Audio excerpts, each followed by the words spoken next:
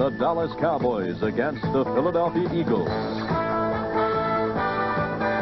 A sellout crowd at Veterans Stadium as this rivalry takes on a new chapter this afternoon. And in the tightest division race in the NFL, the Cowboys need a win to keep pace with Washington. The Giants are also in action. The Eagles cannot win the division title, but they can win a wild card, and they have to be pleased with their year. Good afternoon again, everyone. I'm Dick Stockton, along with my partner, Hank Stram. And, of course, Hank, when they played the third week of the year, the Cowboys won. It was close, 23-17. Gary Hogeboom was the quarterback then. And now with Jaworski out, we're going to see Joe Pisarcik take over the quarterback helm before the Eagles. Well, Joe Pisarcik, you know, has been in the league for 11 years. He's a regular quarterback for the New York Giants. He's got a great arm, has a good understanding of the game, reads coverages very, very well. The one shortcoming is that he doesn't move very well, so I'm sure that we'll see a lot of blitzes, especially up the middle, to try to flush him out of the pocket. It was a close affair the last time they played, but that was earlier in September. What do you look for this time around, Hank?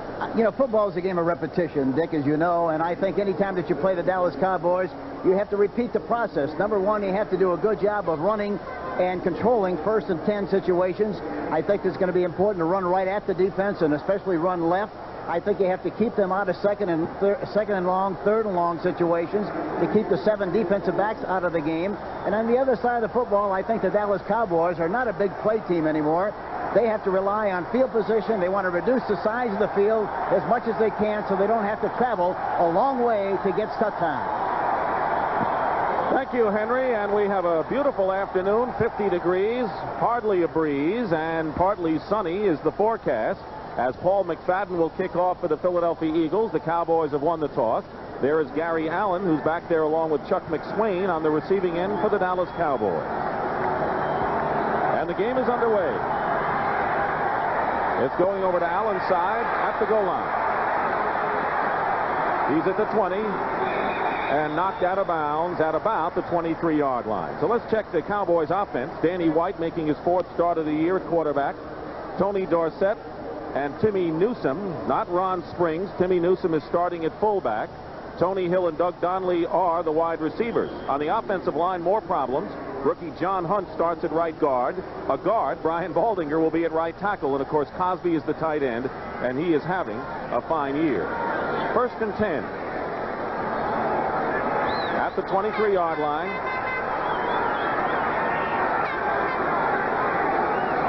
And here's Tony Dorsett, and he's almost hit behind the line of scrimmage and barely gets back to the original line of scrimmage.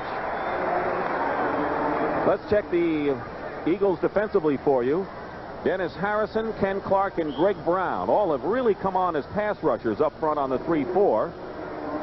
Wilkes and Joel Williams are the outside linebackers, and Jerry Robinson and Anthony Griggs are inside. The secondary, Elbert Fowles and Herman Edwards are the corners, and Ray Ellis, who made that play, and Wes Hopkins are the safeties. Loss of a yard, 2nd and 11.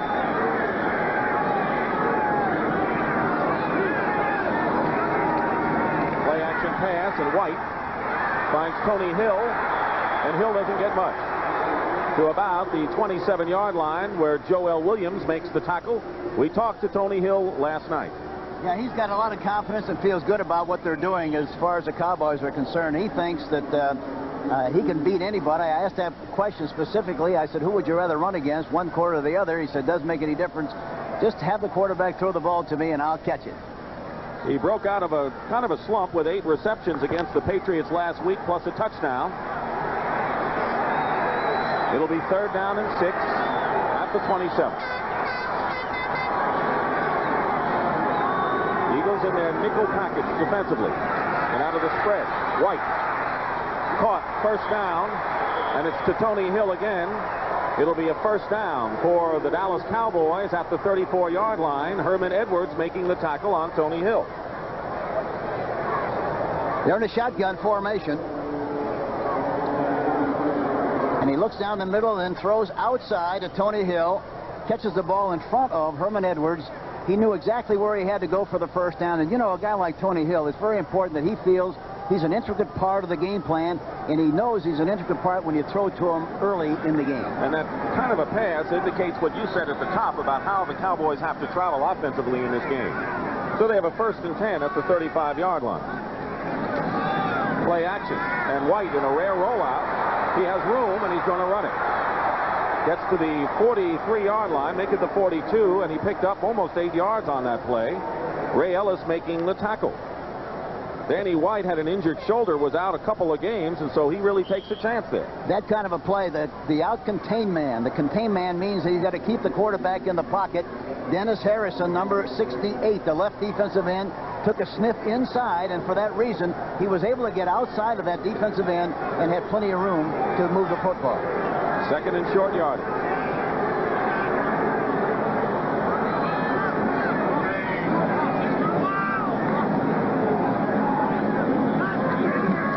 White, tipped, incomplete. Dennis Harrison got a hand on that one. And it'll be 3rd down and 2. What a second half of a year Dennis Harrison has had as a pass rusher and just getting in everyone's face. We asked about his good play. There he is, number 68, coming across the line, using his hands very well on the offensive tackle, jumping up into the air and knocking the ball down. We asked about his improvement during the course of the season. He says, one thing, motivation. I'm highly motivated to play much better. That normally does the job, doesn't it? Usually does. He was going up against Brian Baldinger, who's had to play right tackle with Phil Posderick, still not ready to start. It'll be 3rd down and 2 at the 43 for the Cowboys, out of the spread again. And Danny White's pass is batted down by Reggie Wilkes, the linebacker. So the Eagles are getting their hands up, and they're coming down by knocking down Dallas passes. And it'll be 4th down, and in the punt will be Danny White. He's going to be kicking. One thing is very important when you try to throw in front of the defensive backs, you must keep the hands of the defensive lineman down and prevent penetration. That time, Reggie Wilkes, number 51, got the penetration, got his hands up in the air, and for that reason, he knocked the ball down. Evan Cooper, who has averaged just over 6 yards of return, and Danny White, who's been known to run, this time boots it away, and it's Cooper inside the 20-yard line. Is hit shy of the 25-yard line, and Vince Albritton really put a hit on Evan Cooper there. So the Philadelphia Eagles will have the ball for the first time in the game, but there's a penalty flag down, and wait, a penalty flag is down. Bob Frederick is the referee. It was a late flag, but there was certainly contact on the side and pointing all over the place. Frederick, the referee. It's a personal foul against Philadelphia. It's funny to watch the players. One side said, no, it's on them. The other one says, no, it's on the other team. A lot of officials out there, even though they're not wearing a black and white suit. Marion Campbell, the head coach, who is really pleased with the way the Eagles have come on. Personal foul, number 24 on the return team. Ray Ellis, who's getting a little bit of a lecture from Marion Campbell. That's going to set the Eagles back, but they'll have the ball when we return to Veterans Stadium. Eagles ball, 1st and 10 on their 12-yard line following the personal foul penalty against Ellis. And here's Joe Pisarcik making his first start since 1979 when he was a New York Giant. Randy White getting awfully anxious, and here's Wilbert Montgomery getting nothing, and he might have gotten back to the line of scrimmage at best. Dexter Clinkscale making the tackle. You take a look at Randy White, number 54. They're trying to block him to the inside, and they block him pretty well. Denard has got a pretty good piece of him. There are too many folks in there. There's too many people. Looks like trying to run through a revolving door, and not much of a gain on the play. Randy White says you got to get up for all of the opposition on the offensive line. The feather in their hat if they beat me. Michael Haddix bringing in the plays. Now at fullback for Hubie Oliver will be alternating. Here's Wilbert Montgomery. Slides his way out to the 15-yard line, a gain of about 3. Anthony Dickerson makes the tackle.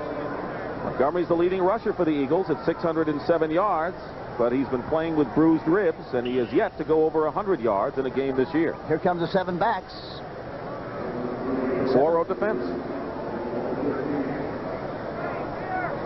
Tom Landry, who announced this week that he will indeed end speculation and be the Dallas Cowboys head coach for the next several years. 3rd down and 7. Mel Hoover is the 3rd wide receiver, number 85. Pisarcik on 3rd down, getting a rush, and his pass is caught up the middle by Spagnola. Tight end, and a first down at the 30-yard line. named this week the MVP on offense. 50th catch of the year and a gain of 16. You know, Spagnuolo usually comes out of the game on this spread formation. They're keeping him in this week, and he broke over in the middle on a delay pattern and was finally tackled by Clinksdale, but they pick up the necessary yardage for the first down. Good pass protection on the play. They seal him off in good shape on the inside. Gain of 15, first and 10. Here's Montgomery.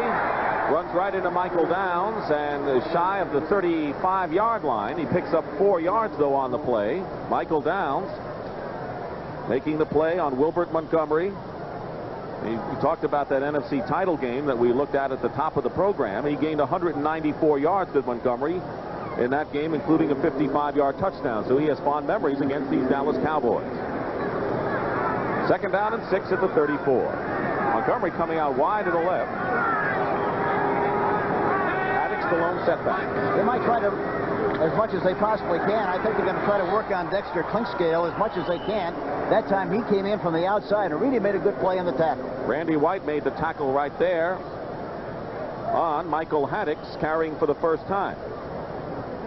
Watch the defensive line play again. Watch Randy White, number 54, get off his block, uses his hand very well, and comes in and makes the tackle. It'll be third down and 5 for Pisarcik and the Eagles. Already made good on 1 third-down conversion. Let's see if they try to lick Clinksdale again on this play. Pass is picked off by Dennis Thurman, and he's going to run it in for the touchdown. A carbon copy to last week's game, Thanksgiving Day against the New England Patriots, when Michael Downs picked one off from Tony Eason and ran it in, and Dennis Thurman, who has intercepted a pass in each of the last 6 games against the Philadelphia Eagles, gives the Cowboys a lead. They're trying to hit the tight end Spagnuolo, trying to work on Clinkscale again, but he threw the ball. There he is. He throws it too far outside, and Thurman comes up with great anticipation, makes the interception, and goes all the way for the touchdown. Dennis Thurman with his 5th interception of the season. He's tied with Michael Downs for the club leadership. And here's Raphael Septien in to try the conversion. Gary Hogeboom is holding. The kick is up. It is good. And Septien now is 24 of 25 in conversions. And with 8:14 to go in the first quarter, Thurman puts the Cowboys in front 7-0. 6 interceptions last year. He has 5 right now, and the big defensive play putting the Cowboys in front 7-0. Septien will be kicking off, and Evan Cooper going deep in the middle for the Philadelphia Eagles. The Eagles coming in with a record of 5-7-1. Find themselves in an early hole with 8 minutes and 14 seconds to go in the first quarter.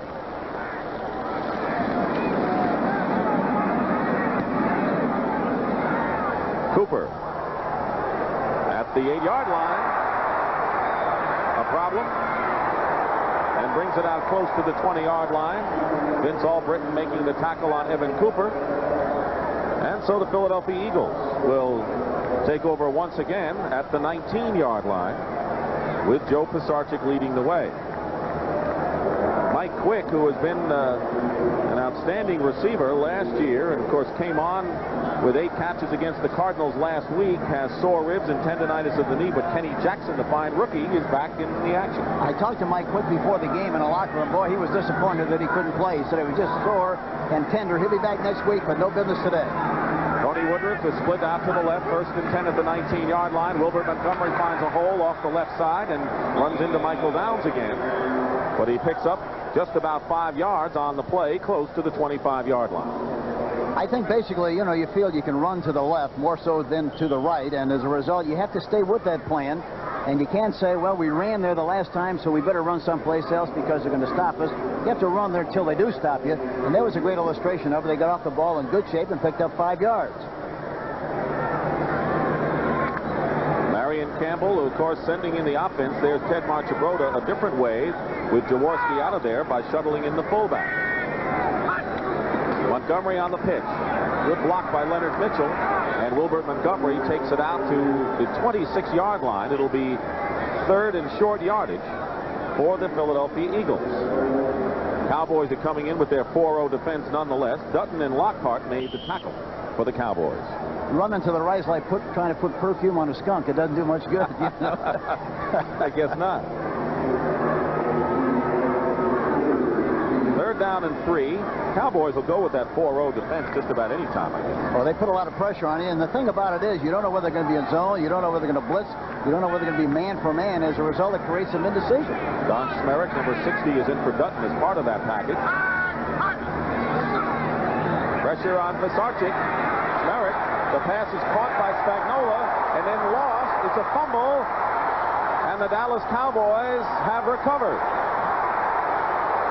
Dexter Clinkscale on the recovery, and Victor Scott made the hit. A big defensive play again for the Dallas Cowboys. Very obvious. You know, we touched on this earlier. They're going to go to Spagnola as much as they possibly can from their spread formation. They go to him again. He's open. He makes the catch. The ball is scraped loose from the backside. It's fumbled and recovered by Dexter Clinkscale. And now the Dallas Cowboys, just what we talked about earlier, they want to reduce the size of the field, and they have so far. But to 30 yards, that's really reducing it. First and 10 at the 34 of the Eagles. Newsom and Dorsett split backs. Here's Dorsett with Hunt blocking, trying to cut inside. And Jerry Robinson and Anthony Griggs, the two inside linebackers, just wouldn't give him any room to run. Tony Dorsett, coming into the ball game, needs only 21 yards to reach the 1,000-yard mark for the 7th time in 8 years in the NFL.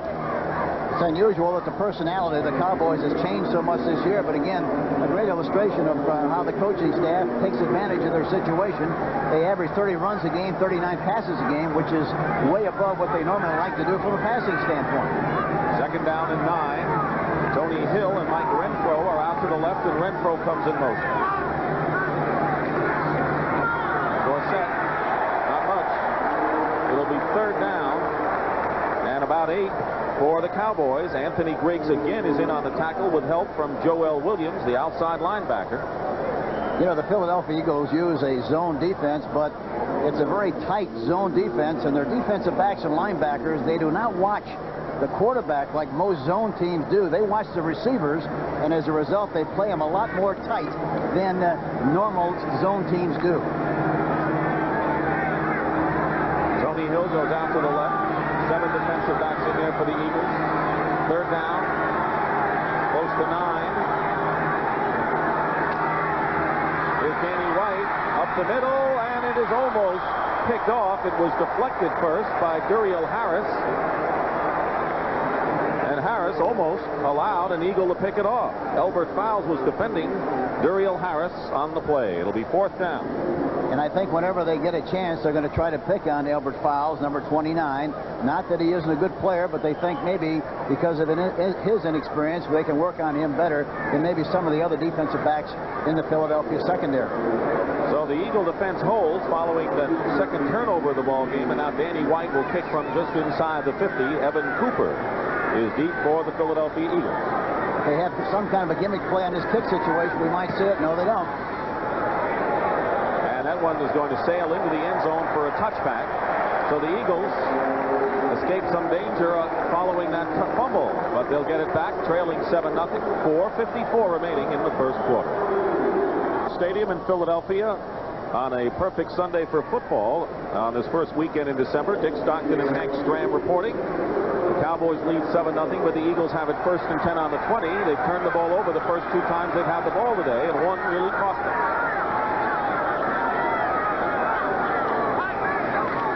Pisarcik. Incomplete. Intended receiver was Kenny Jackson.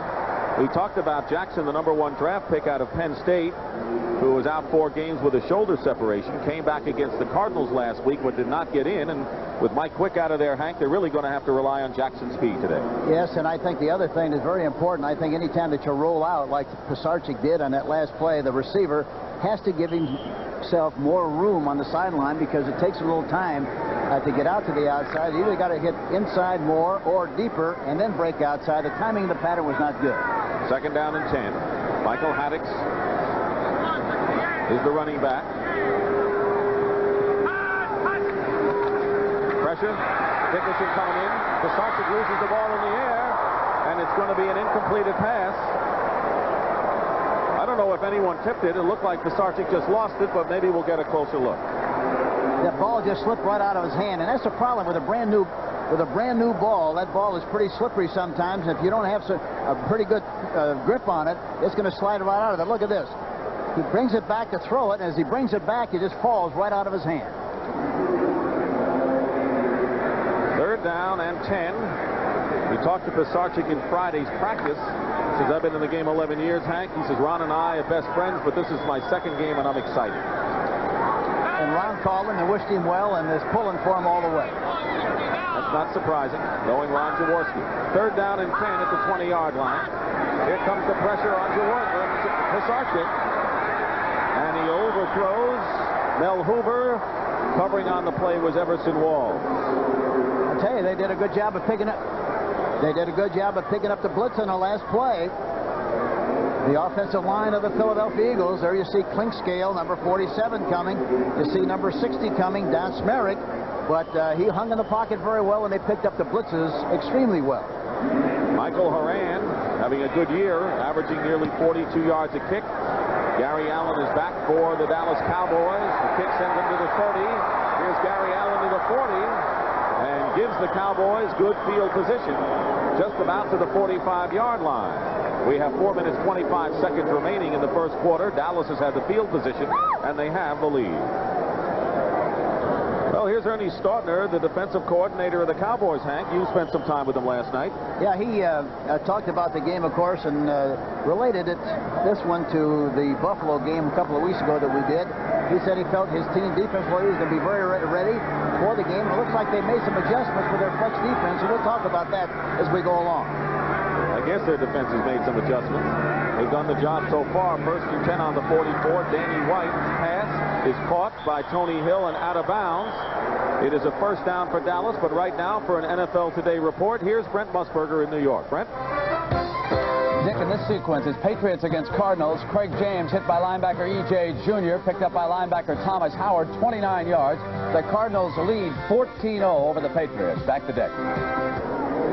Thank you, Brent. And, of course, Neil Lomax threw a touchdown pass to Doug Marsh earlier for the first Cardinal score. It's 1st and 10 at the 44. Tony Hill, I guess, is figuring in the offense today. He wasn't so sure last night. He didn't know what the plan was, but evidently he knows what it is now. Here is Tony Dorsett trying to turn the corner to the 40. And out of bounds at the 34-yard line into Eagle territory. Ray Ellis coming up to make the stop. So the Cowboys, as Hank mentioned, trying to play on the shorter field, have done exactly that so far with 4 minutes and 14 seconds remaining in the first quarter. Yeah, it's really the only thing bad about the short field was the fact that they had the ball on a plus 35 and came away with no points. That's the important thing. You know, if you get good field position, that's fine, but you have to do something with it, and they didn't the last time they had the football. And that was as a result of a fumble, recovery by Dexter Clinkscale. So Tom Landry's Cowboys have a 2nd down and 1 at the Philadelphia 35-yard line. Cowboys 8-5 on the year. Timmy Newsome in motion. Play action on 2nd and 1. Penalty flag is down. Danny White gets hit, and the pass is intercepted by Reggie Wilkes. And he's tackled right away by Doug Cosby, the tight end, but there's a penalty flag down. If it's against Dallas, it'll be declined.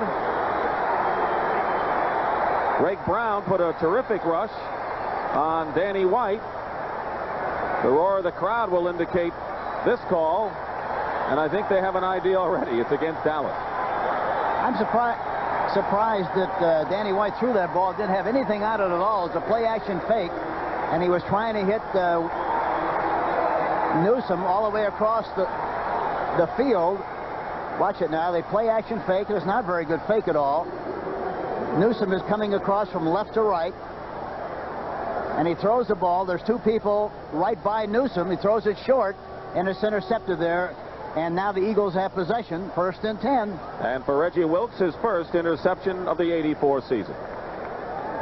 Notice we haven't had the graphics for a while, but we have the numbers and letters for you back. We're glad to tell you that. And with 4:05 to go, The Eagles have it 1st and 10 on the 26-yard line, and of course, that's a big turnover because Dallas had been dominating the game and taking advantage of every break until then. See if they go left here. They do, and it's Wilbert Montgomery banging off a tackler and going out to the 31-yard line. Good second effort by Montgomery with middle linebacker Eugene Lockhart making the play. Watch the pursuit. Watch Lockhart. Watch Lockhart coming over to make the play. Comes off the block in good shape. He's big and he's strong, and he winds up making the tackle. Went right through the blocker. You know, the Washington Redskins, of course, on Thursday beat the Minnesota Vikings, and Joe Gibbs said Sunday we're going to be real fans and watch this game, and so we know Joe Gibbs and his team is watching this ball game. Here is Montgomery off the right side, and Michael Downs wrestles him down at the 35-yard line, about 1.5 yards shy of a first down. The Eagles, last 3 times, have had their problems. 2 of them have been turnovers, and they hope the 4th time is a little bit better as the clock running nearly 3 minutes to go in the first quarter. Well, the difference so far really has been the fact that the Cowboys have had much, much better field position than the Philadelphia Eagles, which is very obvious by the chart that we're just looking at. Good to get him back, isn't it, Hank? Yes, it is. It do help. Jeff Rohr has replaced Anthony Dickerson at outside linebacker number 50. 3rd down and 1. And Michael Haddix is hit behind the line and a loss on the play by Randy White. Boy, that's a long way to run for a short yardage from the right side of the formation, the right side of the ball, all the way over to the left side. You have to hold your blocks an awful long time. That time they didn't, and for that reason they missed making the first down. So on 3rd and 1, they fail to convert, and Michael Horan will be kicking to Gary Allen once again.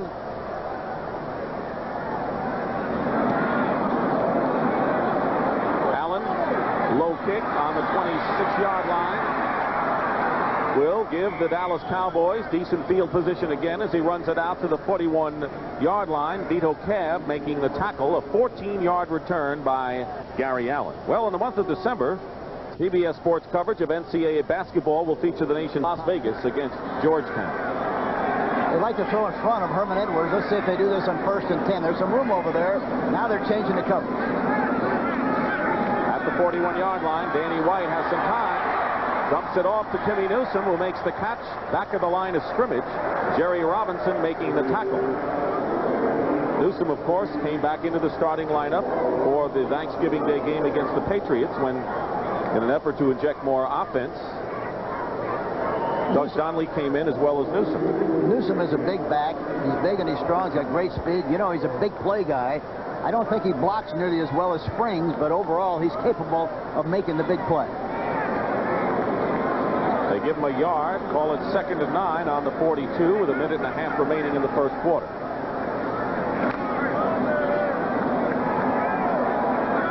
Cowboys continue to play with that battered makeshift offensive line. White's pass off the fingertips of Tony Hill. Herman Edwards was coming in fast, but Hill just couldn't hold on. One thing about the Eagle defensive backs, you might catch a ball in front of them, but if you do, you pay the price. You get no wholesale deal there because they really come up and ding you real well, and I think that time was a great illustration. I think Hill anticipated the hit and in the process lost the ball. You mentioned the point about how Philadelphia defends in their zone, and that should be emphasized again. Yes, they play the receiver and not the quarterback, and so they get a better jump on the ball than most teams who use the zone defense. Duriel Harris, number 86, is the 3rd wide receiver in the spread offense for the Cowboys. White to the sideline, incomplete. Tony Hill was the man he wanted to get to. Roynell Young, the nickelback, defending on the play. So far, the Philadelphia Eagles defense has played very, very well, and that's the way they've been playing lately. And so has the Dallas Cowboys. Both teams are playing very, very well defensively, and both teams look very disjointed on offense. It looks kind of a grab bag kind of a style offensively. They haven't established any kind of continuity or any kind of a pattern so far. Evan Cooper is back. Danny White to punt again with 1:08 remaining in the first quarter. The only score in the game came on a turnover. Cooper, fair catch on the 26-yard line. 7-0, the Dallas Cowboys lead. Dennis Thurman ran back an interception 38 yards on the first possession the Eagles had, and that's been the only score. Eagles on offense at the 26. Philadelphia has only one first down so far.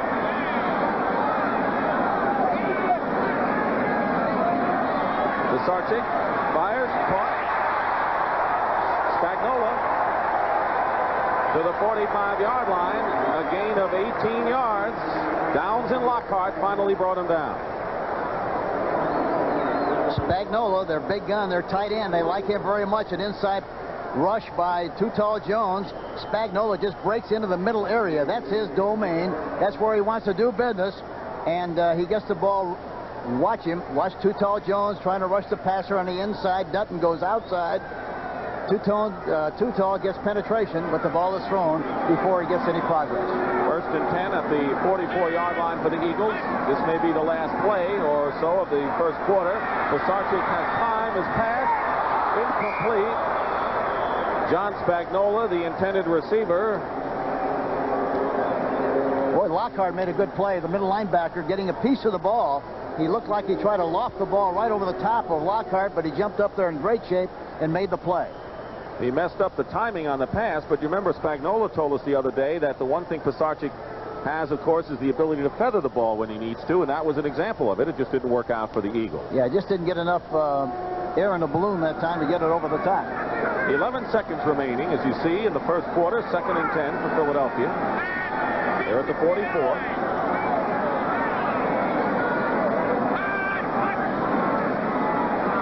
Pisarcik to Spagnola. First down, Eagles inside the 40-yard line. And time is going to run out in this quarter. Another 18-yard pickup. And the Philadelphia Eagles with their deepest penetration right now. Lockhart and Dickerson the tackle. Dickerson that time had him look like man for man. But Spagnola's a big, strong tight end. He knocked him off course, came on the inside. Dickerson comes in afterwards late to make the play, but the damage was already done by John Spagnola coming off the line of scrimmage. Having a fine first quarter as it comes to an end. 4 receptions for Spagnola. The Cowboys lead at 7-0 and will be back at Veterans Stadium in Philadelphia, where the Dallas Cowboys lead the Philadelphia Eagles 7-0 as we start the second quarter. Dick Stockton and Hank Stram. Deepest penetration right now for the Eagles, and Joe Pisarcik 4 for 9 in the first quarter. Hank, all 4 of his passes to John Spagnola, the tight end. And the big surprise so far really has been the fact that the offensive line has done such a good job of pass blocking for Joe Pisarcik. That line has been intact the last 6 weeks. Wilbert Montgomery backs his way up to about the 42-yard line, a gain of about 2, 2nd down and 8. And the Eagles have had the ball 8 times on 1st and 10. They have passed 3 times and have run 5. Pretty good balance. Ball at the 38-yard line. As Montgomery goes out of the ball game, Michael Haddix is in there. Spagnola coming in with a career high with 49 catches, 4 so far. MVP on offense. Big comeback year for Joe.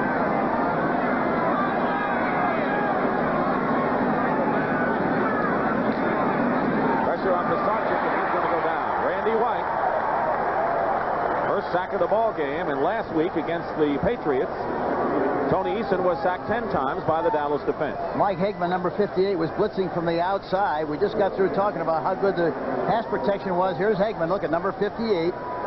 No, but he doesn't get in there. It was Randy White again. I thought Hagman blitzing on the play was a man who made the tackle, but it wasn't. Randy White again. But I'm sure Hagman blitzing had to have a factor on Pisarcik. He saw him coming, no question about that. 3rd down and 15. Loss of 6 on the play. The ball is back at the 44-yard line of the Dallas Cowboys.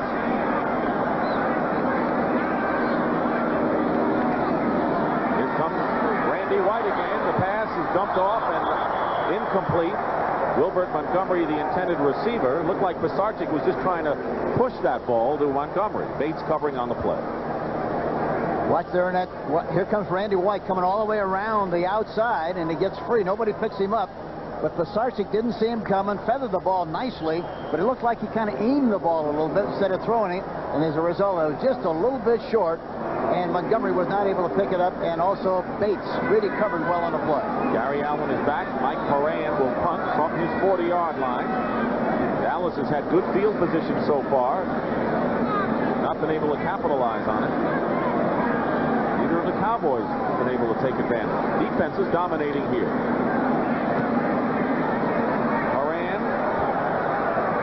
Kick goes into the end zone. It'll be a touchback, and the Dallas Cowboys will take it out on the 20-yard line with less than 2 minutes going by here in the second quarter. In the big game in New York between the Jets and the Giants, a lot at stake for the Giants. No score. They're in the second quarter of that battle. New England is on the board, but the Cardinals lead 14-3 in the second quarter. Former Eagle Tony Franklin kicked the field goal for the Patriots. 49ers trying to nail down the home field advantage for all the playoff games lead Atlanta. Boy, they're hot, and they're playing very, very well in all phases. Their offense, defense, and especially team. First and 10 at the 20. Here's Tony Dorsett head down. Loses the ball, and the Eagles, I believe, have recovered. They have. Ray Ellis made the recovery. That secondary is awfully physical. Tony Dorsett is still on the ground. Boy, somebody got in there and really got a great shot. I don't know whether it's Anthony Griggs or who it was, but somebody used their shoulder pads as well as you can use them and delivered a tough blow on Tony Dorsett. You know, this secondary really takes pride in the way they're hitting. I don't know if it was a secondary here. Here they go, pulling, right guard pulling, running off to the right side. Jerry Robinson is blocked to the outside. Oh, there's a late hit. It was Ray Ellis, number 24, came in there from the safety position. Griggs was there, but Ellis really delivered the smack that we could hear all the way up here. Ray Ellis and Wes Hopkins about as hard as hitters as you'll see in a secondary, and that includes the San Francisco 49ers, who are known for having a physical secondary. Dorsett is still shaken up, and we're going to take a break here in the second quarter. Dallas Cowboys, Tony Dorsett really took a hit and now is getting up, and he's got to be thinking cobwebs right now. Crowd, some of them give him a hand. He's gained 11 yards and 5 carries so far, and boy, Ray Ellis really gave him a lick on that play. Here he's coming to the outside. Look, he's going right through the hole, and as he comes through here, he's hit straight ahead in the head. Knocks the helmet loose. Ray Ellis really gives him a good shot. So Dorsett, who came into the game, as we said, needing 21 yards to reach 1,000. But the Eagles have the ball. Glad to see Tony Dorsett get up and walk off the field like he did, however. First and 10 for the Eagles on the Cowboy 24. Wilbert Montgomery is the running back. This is the deepest penetration the Eagles have had as a result of the fumble. Here is Montgomery. He's going to throw the ball. He's going into the end zone, and the pass is overthrown. Michael Haddix had beaten Michael Downs, but Montgomery's pass was too long. You remember, Hank, that the Cowboys beat the Eagles earlier in the year, the game we covered, on a flea flicker, on a pass from Mike Renfro to Doug Donnelly, as Dorsett rests on the sideline. Yeah, that pass wasn't even close. He threw it way into the end zone. The guy at the end of it, right against the fence, the cameraman had a good chance to catch it, but he's the only one. And I don't know if he has good hands. I don't think so. Second and 10 at the 24. I saw him drop the camera on the way up. Hubie Oliver is the fullback. Play action for Pisarcik. Up the middle, caught. Spagnola again.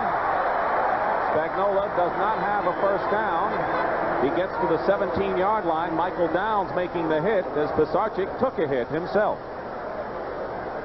Spagnola isn't wearing gloves. He might have to wear some before the afternoon's over with. His hands will be sore. As his 5th catch of the ball game. Talked about the different styles. He said that Pisarcik and Ron Jaworski have similar throwing styles. Dorsett working on him. 3rd and 3 at the 17 of Dallas. Cowboys lead the Eagles 7-0 early in the second quarter. Pisarcik up the middle, caught, first down. Guess who? Yep, Spagnola inside the 5. Victor Scott and Michael Downs make the tackle. That's a 14-yard gain. Pisarcik to John Spagnola. And Spagnola really made a good move. He came off the line of scrimmage. Watch him on the left side here. He comes off the line of scrimmage, makes an inside move, then cruises to the outside and runs right through the arms of Victor Scott, number 22, and gets extra yardage on the play. Really a great move by the part of John Spagnola, the fine tight end. I'm beginning to think he's a primary receiver in the Philadelphia offense today. That's what I like about you. You make great observations. The Eagles are going to call a timeout.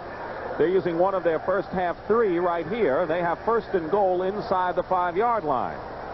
Philadelphia trying to tie this ball game up.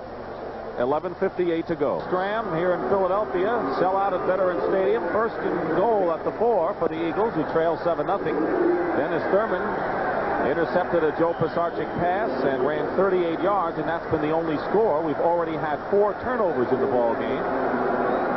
And following a Dorsett fumble, the Eagles are trying to capitalize. Tom Landry knows his team has to play to the ultimate every week. Oliver and Haddix are the 2 running backs. In motion is Spagnola. And here is Michael Haddix, and Randy White comes from behind and throws him down, and a flag is also tossed down on the play. Can't have a better year than Randy White is having. He's amazing, and it was fun to talk to him yesterday because he comes up with the right answers all the time. You know, we talked about playing against different people. He said, listen, he's a professional football player. He's in the National Football League. He wouldn't be playing if he wasn't good, so that's the way I approach it. Everybody's the same. I play the same way against everybody. The flag will be picked up. There was no foul.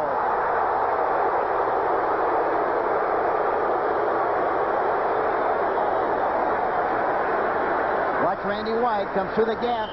They missed a block on him. The one thing you have to make sure you block him, but he took an outside charge right through the gap and came through and made the tackle. Beautiful play by Randy White. Loss of 2 yards. Dallas's defense really plugs up when it comes down to short yardage at the goal line. And Stockton said, we're going to play better, we're going to play tough, and they're doing that so far. 3 tight ends in for Philadelphia. Play action, Pisarcik. His pass, a little bit too hard, I think, for Spagnola. He was alone in the back of the end zone, and most of the passes have been directed his way. 10 out of 13 to be exact. Watch Spagnola come off the line of scrimmage.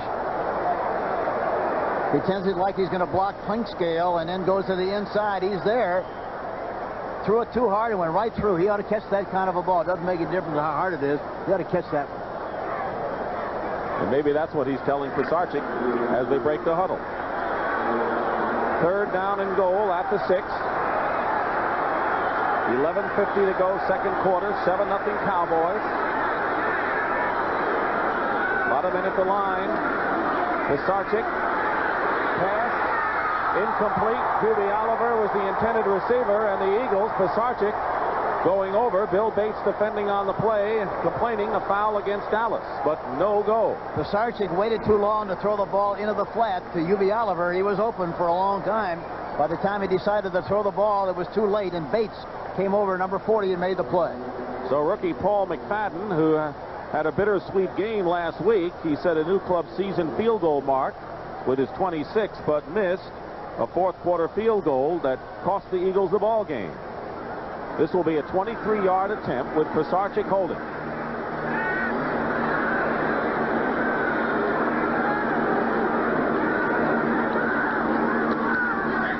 And the kick is good, and the Eagles score with 11:42 remaining in the second quarter. It's been a defensive game. Both sides playing well, and it's now 7-3. We'll be back with the Philadelphia kickoff. In the second quarter, Philadelphia is on the scoreboard, trailing now 7-3, and Paul McFadden will be kicking off for the Philadelphia Eagles. Chuck McSwain and Gary Allen. There's Allen back for the Dallas Cowboys. By the way, the Dallas offense has managed only 1 touchdown in the last 9+ quarters. So as Hank mentioned, their defense has kept them in business. Going over to McSwain at the 9-yard line. Hit by Sampleton at the 30-yard line, and that's where the Cowboys take over 1st and 10. Lawrence Sampleton on the play. Well, next Saturday, the NFL Today at 12:30 Eastern Time, and then the Minnesota Vikings take on the San Francisco 49ers. And Hank, it'll give our viewers a chance to see this marvelous team you were talking about, them excelling in every phase. Only one loss this year. You'll see the 49ers 12:30 Eastern next Saturday. Well, they're a well-tuned football team, I tell you. They're in sync, and they've got good rhythm, and they're moving like gangbusters. They're leading 14-3 over Atlanta, and Joe Montana has thrown 2 touchdown passes today. First and 10 at the 30. Danny White, wide open, is James Jones, and he picks up a first down and is out of bounds close to midfield. A 19-yard pickup, James Jones. Somebody had to blow the coverage on the play. He looked like he ran right out of the bleachers that time. He was so open. In fact, I started to count the people. I thought maybe he was the 12th man the way he was broke out into the flat area. Nobody around him whatsoever, and he picks up a big first down on the play. He's been in the offense mostly on passing situations, replacing Dorsett. Now it looks like he's going to see a lot more action with Tony on the sideline. Ron Springs is with Jones in the backfield. First and 10. Look at all the room over here with Tony Hill. Jones hit immediately by Ken Clark. You want to talk about the Philadelphia defense and their fine play as of late. Ken Clark, terrific defensive player, voted MVP by his teammates on defense for this year. And Marion Campbell has always had a great reputation as a defensive coach. And talking to Landry and the Cowboys, they all have great respect for this man right here, Marion Campbell, calling the defensive from the sideline. He's one of the very outstanding defensive coaches, I think, in the National Football League. Second down and 9. White up the middle. Ron Springs drops it. He was open.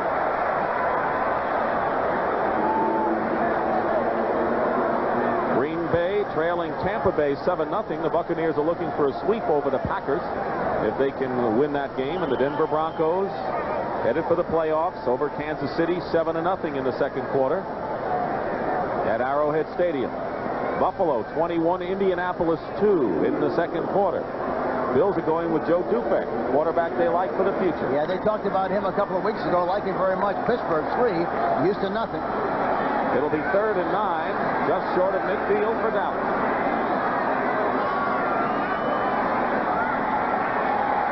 Danny White's pass, and a receiver fell down. Defending on the play, Obert fouls. The intended receiver was Duriel Harris, and he fell down, and the ball went whistled right past him, so it'll be 4th down, and the Eagles defense holds again. Watch Duriel Harris, number 86, coming off the line of scrimmage. He's got fouls on the inside, makes an inside move, and then slips. He tried to cut on his left foot that time, and I think that's a great illustration. You have to cut on your right foot when you're going to go to the left side to get better balance. He didn't have the balance and slipped and fell on the play. Danny White kicking toward the sideline. Evan Cooper calls for the fair catch at the 17-yard line.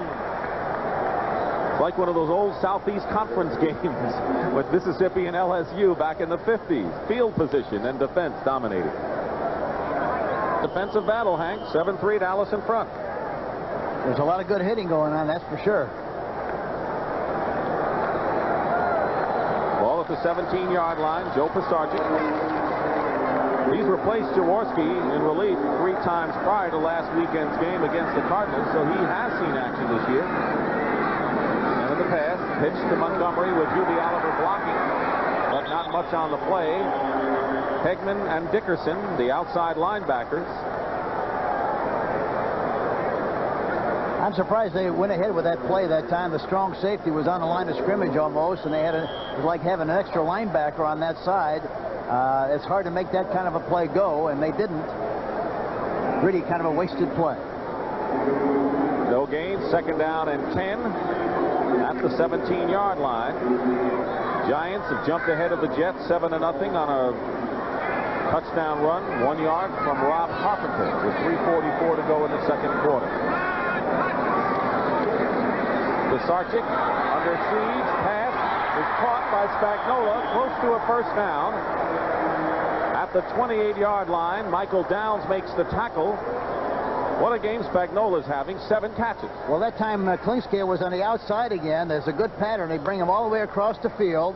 You see, in the weak safety, Michael Downs has to cover him, and he makes the play, but it's too late. And Spagnola makes enough yardage to come very, very close, within inches of the first down. It'll be third and less than a yard. Maddox, the back. UB Oliver.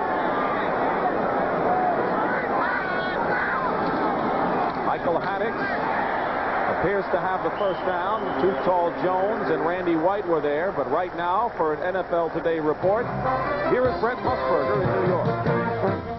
Dick, finally, we've got a score in that game for the bragging rights to New York, and it is Rob Carpenter, his 7th touchdown of the season. The Giants add the extra point. They lead the Jets 7-0. Back to Dick. Thank you very much, Brent. It is a first down for the Eagles, just shy of the 30-yard line. We have 8.5 minutes to go in the first half.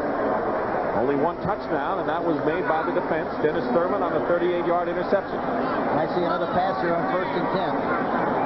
UB Oliver, 34, the lone setback. Pisarcik has time, and the pass is dropped by Wilbert Montgomery. He was there and just dropped it at the 45-yard line. Michael Downs was the closest defender. And he made a good move. He went right down, 2 downs, and then came back for the ball, but it hit him right in the chest, and he dropped the football. Bounced right out of there. It didn't look like he had his hands on the football. It hit his shoulder pads and bounced right out of there. Montgomery's had a good year as a receiver. He has caught 50 passes, which matches his career high. But not that time. And it's 2nd down and 10 at the 29. That's Pisarcik's work so far today, most of them. In fact, all of them have been to John Spagnola, the tight end.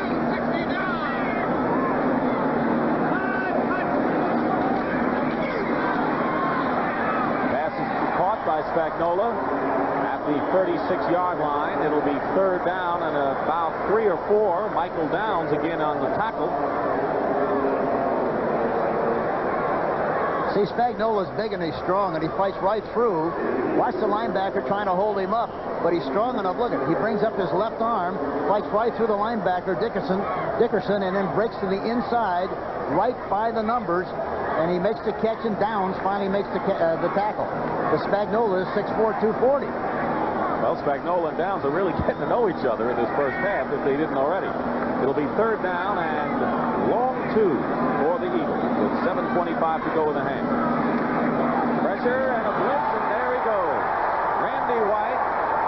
Dutton followed up, but it was Randy White, and that'll be the 2nd sack of the ball game for the Dallas Cowboys, and the Eagles will have to punt the ball.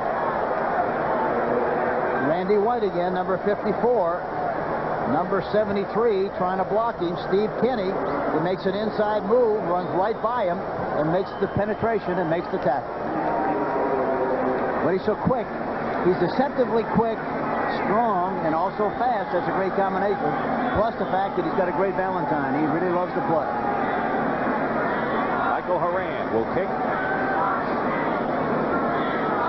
Gary Allen is back for the Cowboys. Good punt again by Horan, sending Allen back to the 29-yard line. And he brings it out to the 42-yard line. Tackle made by Rich Kranek. That was a 12-yard return and a good 43-yard punt by Mike Horan. Of course, is in the backfield. Tony Dorsett, when he fumbled, suffered a concussion. He's not going to be back the rest of the first half, and hopefully the Cowboys will have him after intermission. I'm surprised they haven't done much with Cosby so far. At the 42, 1st and 10, and the pass is intercepted by the Philadelphia Eagles, and that's Wes Hopkins. We've had 5 turnovers, and Danny White, interception. Hopkins. Watch Wes Hopkins come into the picture. What great anticipation. You talk about playing the center field position. Boy, he comes through there in great shape. White's got plenty of time to throw the football. He finally delivers the ball. But watch Wes come right in. Great anticipation. Got a good jump on the ball and comes up with the interception. Number 48. His 3rd of the season, and Mike Renfro was the intended receiver right here, number 82. Albert Fowles, number 29, is on the inside. But there's Wes Hopkins. Played his collegiate football at SMU, and he's one of the very, very best. And he deserves the right to play in that Pro Bowl this year. And I think he likes playing against the Dallas Cowboys. 1st and 10 at the 48. UB Oliver in motion. Montgomery on the pitch. Looks like he may want to throw again. Now he's running for his life. But he gets into Dallas territory to the 48-yard line. Makes it to 49. Good ad-lib by Wilbert Montgomery on the busted pass attempt. Lockhart and Hegman made the tackle on Wilbert. There's a great illustration of experience. In most cases, when you ask the halfback to throw the ball, regardless, it's supposed to be an option, but regardless, they're going to throw the football regardless of what the situation is going to be. That time he exercised good judgment, had no chance whatsoever to deliver the throw, and kept it and tried to get as much out of the play as he possibly could. Good discretion on the part of Wilbert Montgomery. And he picked up 4 yards. Second down and 6 at the Dallas 48. Here comes Hegman again, and Pisarcik's pass is overthrown. He was going for Vito Cab, but he was just trying to get rid of the ball, I'm sure. Downs was defending, but Hegman came storming in again, and Pisarcik is saying, I think I liked it better when I was watching from the sideline. Well, that time, you know, there again, a good old pro. He knew he was going to get pressure, and he threw the ball away so he would avoid the sack. The one thing you don't want to do is wind up with 3rd and 20, 3rd and 18. That's where it's really murder. You know, Ron Jaworski's record of 116 consecutive starts, longest active broken today. He wanted to come to the game and he couldn't, and we know he's watching this game. It's our best to him. I called him before the game and he was sleeping. I talked to his wife and she said he'd get along fine. Here's Tony Woodruff with a first down at the 38-yard line, an 11-yard pickup. Victor Scott, and finally Pisarcik finds someone else to throw to. That's Spagnola. 1-for-1 coverage. Woodruff breaks to the inside. Scott, number 22, didn't look like he saw the ball at all, was just satisfied to make the tackle, which he did. The good thing he did, had he not made the tackle, it'd have been the bye-bye Blues. They'd gone all the way. And Michael Downs was blitzing on the play, so good reaction by Pisarcik. Tony Woodruff has caught 3 touchdown passes this year. It's 1st and 10 Philadelphia on the Dallas 38. 5:15 on the clock in the second quarter. Pisarcik swings it out to Oliver. Here comes Lockhart. And he had some help by Hegman as well, and a loss on the play. He threw that ball poorly that time. He threw it over the wrong shoulder. As a result, Oliver had to turn around completely and get himself righted on the play. By the time he did that, Skoo was out. He was tackled on the play. And Tony Dorsett is now back out of the dressing room on the field. Tony Hill talking with him now, and of course, the Cowboys really hope that Tony feels he can do it in the second half. Loss on the play of 4 yards. Second down and 14. Back to the 42. I'm impressed with the way Pisarcik is playing here this afternoon so far. Flags fly, and might have been a problem, obviously, in the communication, the handoff between the center and the quarterback, and that may be 5 yards against the Eagles. Bob Frederick will tell us. False start. Offense, number 9. So it'll be second down and 19. The Eagles. And that's good coaching, I think, Hank, for a team not to be penalized so much. I think that's a feather in the cap for Marion Campbell's staff. No question about that. He's a disciplined guy, and yet he's a compassionate guy. He's got a good feel, relates to the players very, very well, but he knows what he wants to get done and gets it done very, very in good style. Second and 19, back at the 47. The Eagles would like to get in position to at least try a field goal. Pisarcik going to try and pick up some yards right there. He was going for Spagnola. Bates defending on the play, incomplete. Spagnola that time was backing up when the ball was in flight instead of coming back for the ball. Had he come back for the ball to the ball, he'd have had a chance to make the play. He was backing up, however, and had no chance whatsoever. Unusual for him because he makes that kind of a play very well. John will be going out of the ball game now. Third down and 19. Woodruff, Kenny Jackson, and Mel Hoover are the 3 wide receivers in there. Jackson and Hoover to the top of your screen.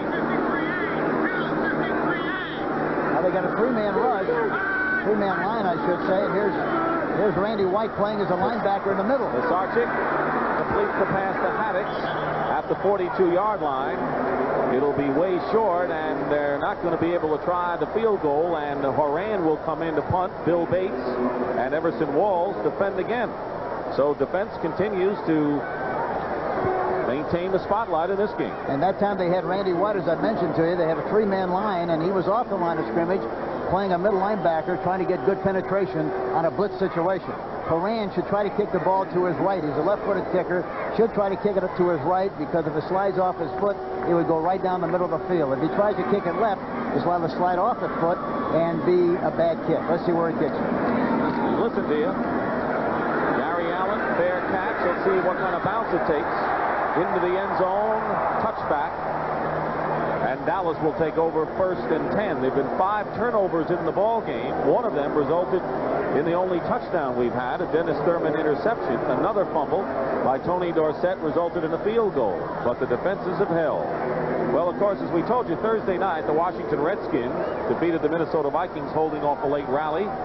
Here, of course, the Cowboys lead the Eagles 7-3. The Giants are leading the Jets in the second quarter. And the Cardinals are over New England 20-3 in a big game for them. And we'll tell you about what's coming up next week. And how about a great job that Archie Manning did last week against the Washington Redskins in the second half? He's got to be in there now, wouldn't you think? Yep, I would think so. Here's Timmy Newsom going around the end to the 26-yard line. So you saw the scores as they affect the NFC East. Here are the standings. Washington, of course, having already won. Those are the division records. So if they end up in a tie, the division record would count. And right now the Giants have things in their own hands. The Giants will play in St. Louis in the first of our doubleheader next Sunday. Cardinals leading. That game appears to be a very important battle. Some of you will see Green Bay and Chicago, those of you in the Midwest.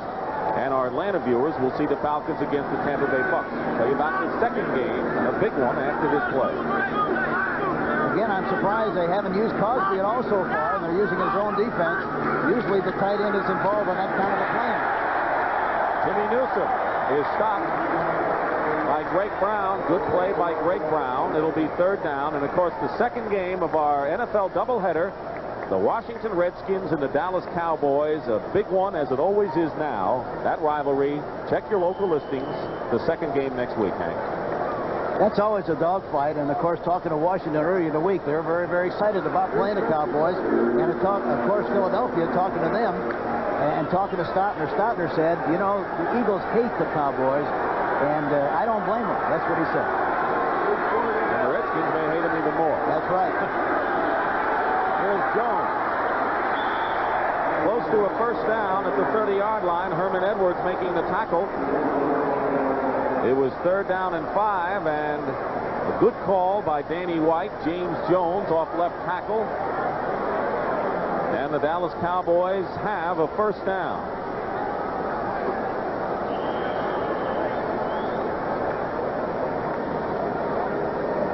Watch number 62, Baldinger, blocking on the play, creates a big hole, and Jones, number 23, pops right through there for a nice game. And when we say a good call by Danny White, of course, the play's coming in from the bench and Tom Landry, but Danny White has to execute it. We're having our 2-minute warning right now. 2 minutes remain in the first half at Veterans Stadium. It's been a defensive battle from the start. The Cowboys lead the Eagles 7-3. Quarter, and Hank, we just saw Tom Landry sending in a running play on 3rd and 5 and getting a 1st down. And of course, you've been on the sidelines. What's the story with the plays coming in from the sideline? Well, that's the nice thing about calling them from the sideline. You know, the coach calls those plays, and he understands and knows what the game plan is. Players really don't know. Just like Hill yesterday, he said, I really don't know what my role is going to be. I won't know till the game starts. I talked to Ernie Stottner. He said, I don't know what I'm going to call until the game's underway, and I get a feel of what's going on, then I'll call accordingly. So that's what happens with the game plan. Springs in motion. Newsom is the running back. 1st and 10. Danny White intercepted by Herman Edwards. If he held on to it, and now they say he did not, so it'll go as an incompleted pass. He did not have possession, and very nearly picked that ball off, intended for Tony Hill, I believe. Here again, great illustration of those gloves. I don't like the gloves, and I think maybe he might have caught the ball had he not had the gloves on. Look at, he's flopping the ball around, playing ping pong with it, and it finally falls incomplete. Danny White is 5 of 15 for 45 yards. He has thrown 2 interceptions on the year. On the game, 2nd down and 10. Pressure. Jones, and Ken Clark made a terrific play. He the nose tackle, and he was following the running back on the screen pass. He was the cop on the play. He was the policeman, and we were right out there when he saw the guy ready to make the catch. He gave him a ticket. Knocked the ball down in great shape. A great play by Ken Clark, number 71. You know, he has 8.5 sacks, and that's a lot for a nose tackle, but he told us at practice Friday, he said, you know, I used to be the designated pass rusher on the team when Charlie Johnson was the nose tackle. So he's been doing it. Look at the size of him. You think he's big enough? Look at him. Number 71. Like Patrick Ewing, he can do whatever he wants. That's right. Third down and 10 at the 31. Doug Donnelly, Tony Hill, Duriel Harris are the wide receivers. Hill out to the left for the Cowboys.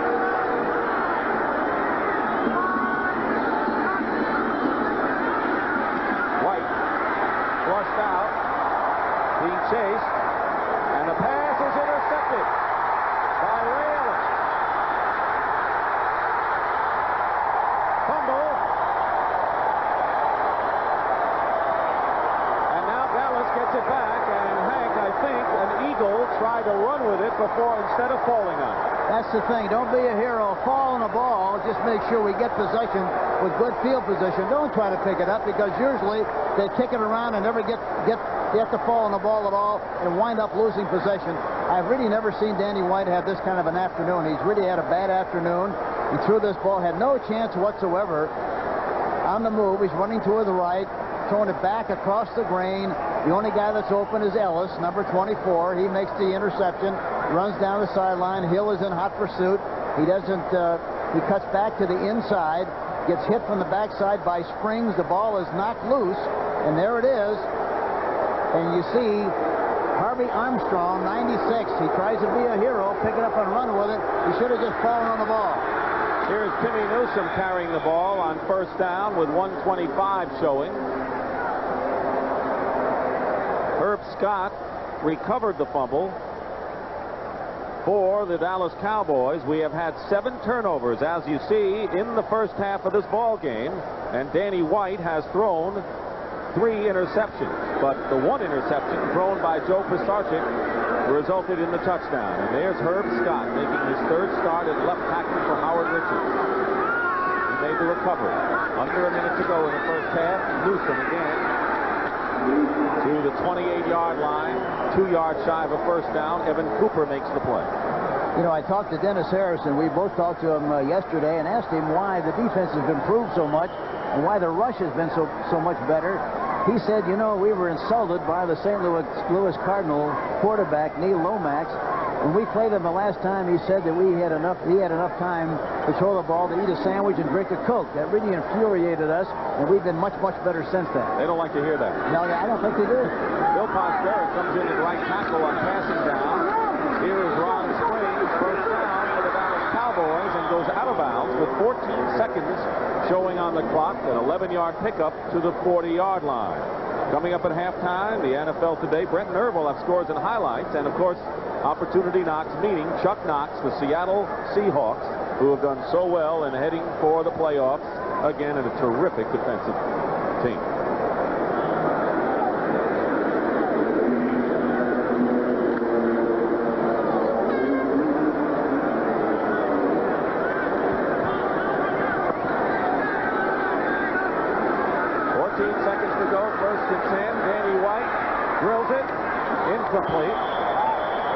Doug Donnelly was the intended receiver. 9 seconds remain.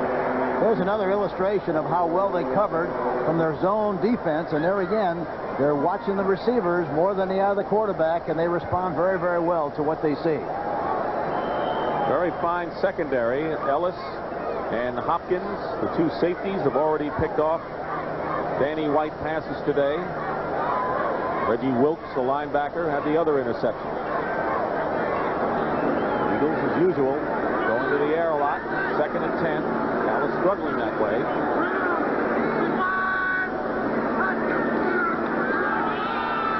Ron Springs changes direction. And he's down at the 49-yard line as the first half comes to a close. Nope, 1 second showing. And the Cowboys call a timeout with 1 second to go, so we'll have one last play. Danny White will go to the sidelines to talk to Tom Landry. And White, by the way, Hank, has thrown 7 straight passes without a completion. Very unusual for him. It really is. I think what they might do here is put maybe 3 wide receivers on one side, or either balance the formation with 2 on each side and throw the ball deep downfield and hope maybe they get into pass interference or they get some kind of a tip ball to make some kind of a big play before the half. Why the timeout now and not the other times that they had an opportunity? There again, that's just up to the quarterback and up to the coach. You never know what the strategy is, really. I'm surprised they didn't want to take one before now, but here again, at least they got one more shot. Maybe that's what they're going to do. Well, with 1 second left, I don't think we're going to see the timeouts a factor anymore. It'll be 3rd down and 2, which is also not a factor, with 1 second to go. You either decide you're going to sit in the football and forget about it, or try to get the ball downfield, and I think it's worth the gamble. If it's intercepted, so what? The half is over with, and you might always come up. You always have a chance to make a big play. If you lay on the ball, you got no chance whatsoever. 3 wide receivers for the Cowboys. Here they come. Hill, Harrison, Renfro, and all lined up on the same side. Cosby is at the right, at the top of your screen. Play of the first half, barring a penalty on the Eagles. Danny White, Hail Mary, knocked down by Herman Edwards as the first half comes to an end. Well, the Cowboys are in for a struggle here. The Eagles defense giving them everything they can handle, but then Dallas' defense has not allowed a touchdown. 7-3. We'll be back with... You want to know what's happened? The 49ers defense, they just posted 7 more. It is now 21-10. It has been pouring down there in Atlanta, but it hasn't bothered the 49ers, Irv. Not at all. You know, the 49ers love to play in the rain. It rains so much out there in San Francisco. Montana going deep this time to Freddie Solomon and hit him for a 64-yard touchdown. The defensive back, by the way, slipped and fell. That's why it was so open. All right, Jimmy the Greek reports that Dan Henning will return next year as the Atlanta Falcon coach despite their problems this season. Here's Montana on the sprint. The defenders in this sequence went for Freddie Solomon, an easy touchdown pass. And Big Hands Johnson moments ago ran in a defensive touchdown, and it was 21-10. Denver and Kansas City, and John Elway has gone 48 yards to Steve Watson in that game. The Broncos lead at the half 10-7. Buffalo all over Indianapolis, 21-9. They are in the second quarter of that game. Tampa Bay shutting out Green Bay. Nasty weather up there in Packerland today. It is 7-0. Touchdown pass by James Wilder to Edger Armstrong. Warren Moon has just tossed a touchdown pass for the Oilers. It is 13-3. The Oilers are beating the Steelers, and the Oilers could indeed be a team of the future in the AFC Central.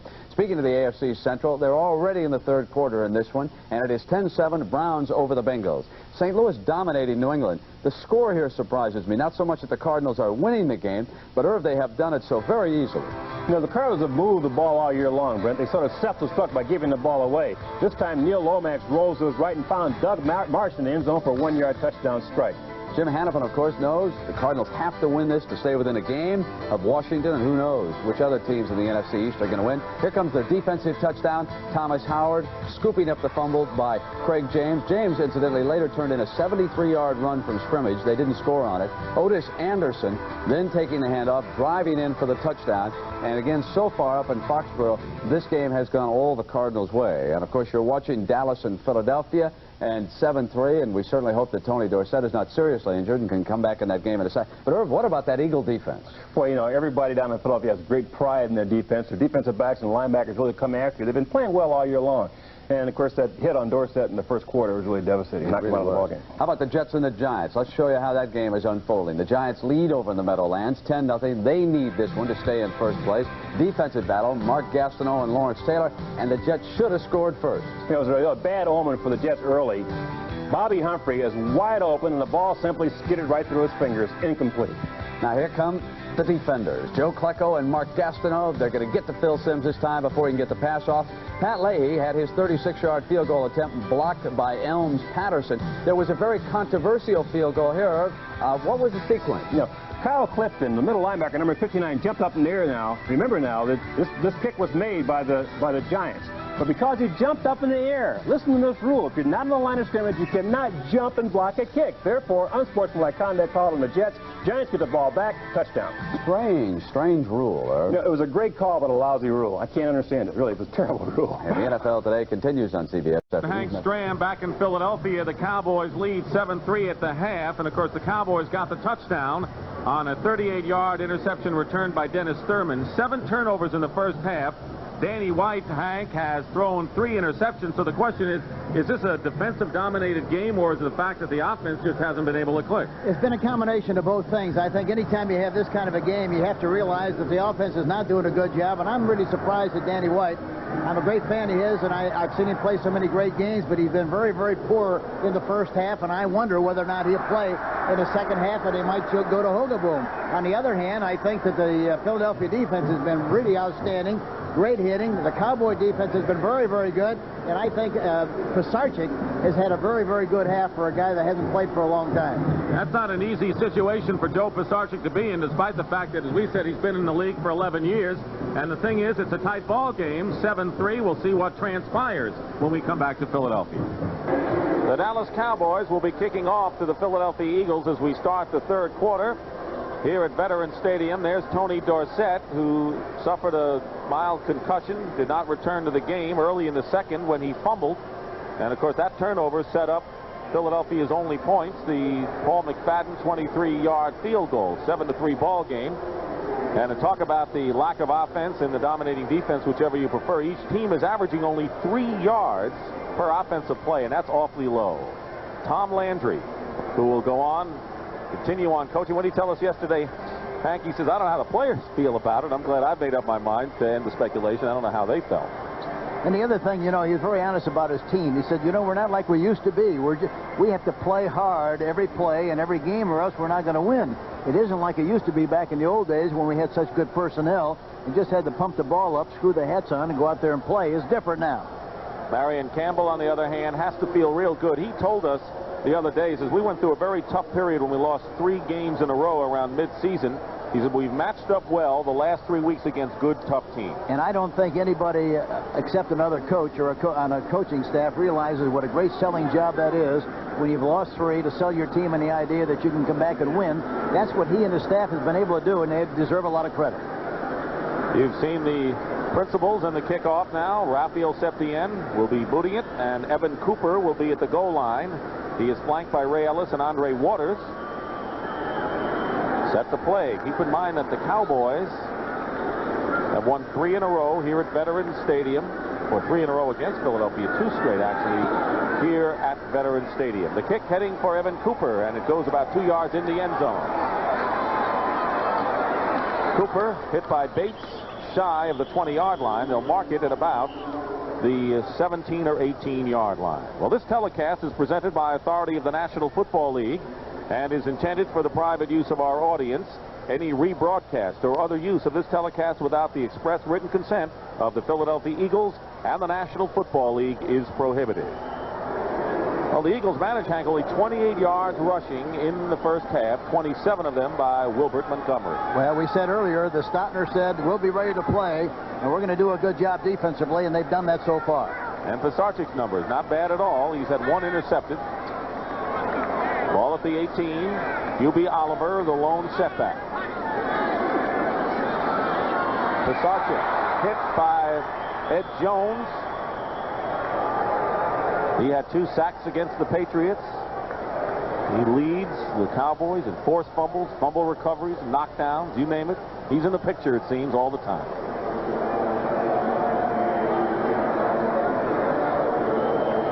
You know, Dutton and Jones, they've been around a long time. In fact, Dutton is the oldest Cowboy at 34 years old. He's 3 weeks older than Ed Jones. And Jones is 6'9", and Mitchell is 6'7", and usually big guys like to play against big guys. Big guys do not like to play against a shorter guy because they're much quicker usually and have better leverage. Haddix is the running back now and gets the call. Doesn't go far. Shy of the 20, picks up maybe a yard. Eugene Lockhart making the tackle. Eugene Lockhart is playing middle linebacker. Bob Runick on injured reserve at the back. And, of course, Lockhart, a rookie, 6th-round pick out of Houston, told us yesterday, never in my wildest dreams did I ever think I'd be starting this year for the Cowboys. Yeah, but talking to Gil Brandt yesterday talked about what a great attitude he has, and it's very obvious talking to him because he's very, very happy about being able to play. He thought maybe at first he would maybe be able to contribute on the specialty teams, had no idea he'd be able to start, and he's really done a great, great job. 3rd down and 9 at the 19. Extra wide receiver in there for Pisarcik, and the running back Montgomery just drops it. That's concentration or a lack of, and it'll be fourth down. That's twice today that Wilbert has dropped a pass right there. I think that's what happens when you try to use your body to make that kind of a catch. You have to catch it out in front with your hands, and he's letting it go through the hands and hitting his shoulder pads and it bouncing right out. That's what's happening on those catches, or lack of catches. Yeah. Sixth kick for Horan, and Gary Allen is back. There's a high snap. They weren't rushing. Fine kick again by Horan. Allen picks it up. Good block. Penalty flags are down. Maybe in the neighborhood of a illegal block. A 48-yard kick by Horan, and Allen made the most of the return as he brings it back to the 39-yard line. We'll call it the 40-yard line. We'll sort out the penalty. Penalty against the Dallas Cowboys, and they'll mark it off.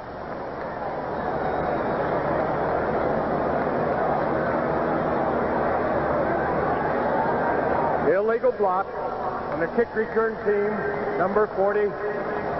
First down. We've only had 3 penalties in the ball game. That was on Bill Bates, the first one against the Dallas Cowboys. So it'll be first and 10 Dallas on their 28-yard line. 7-3, the Cowboys lead the Eagles.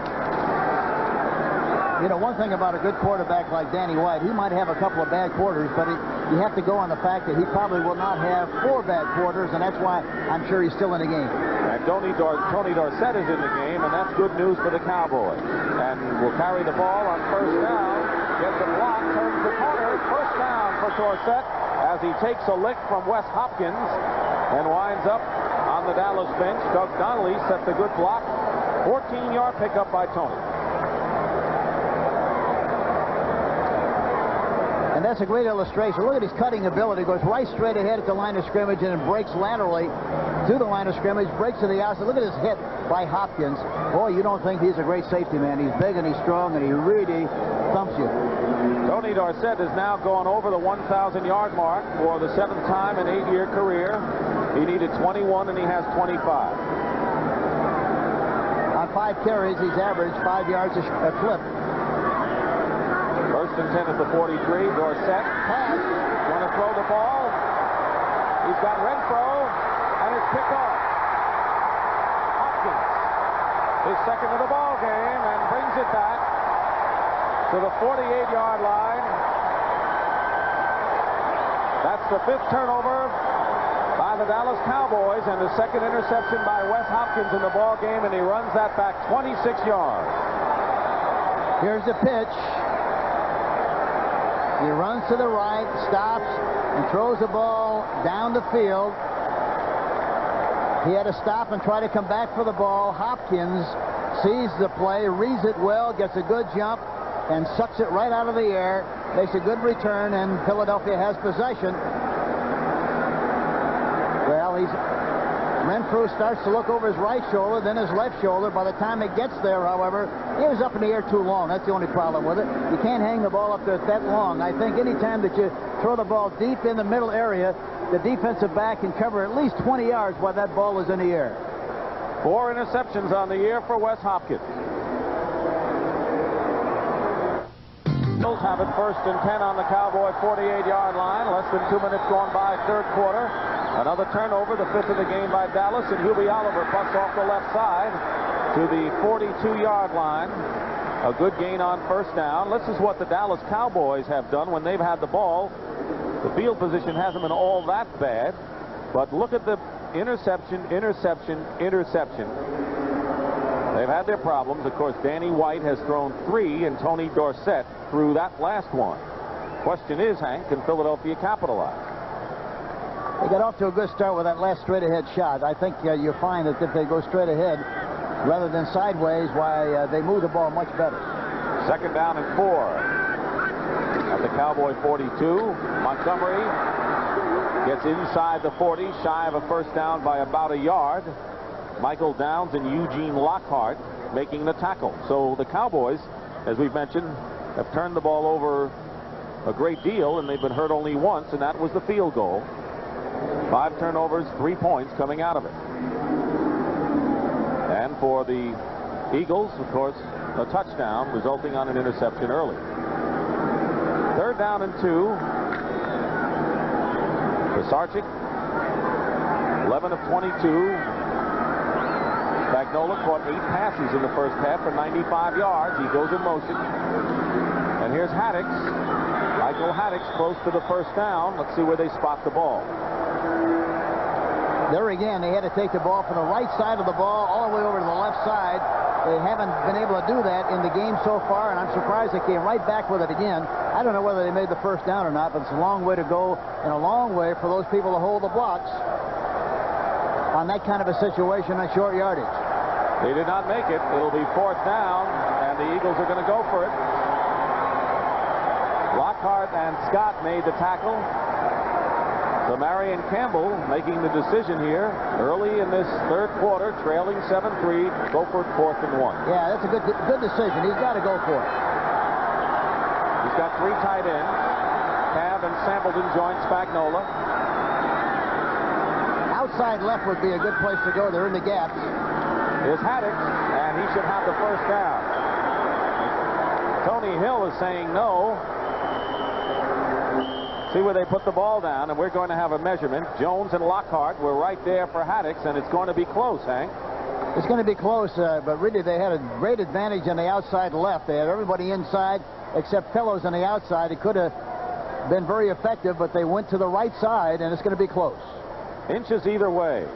You saw Ted Marchibroda shaking his head on the sideline saying, well, this is too close for us to call. There's Ted Marchibroda to the right of Marion Campbell. Let's see if the gamble paid off. Hindsight's 20/20, isn't it?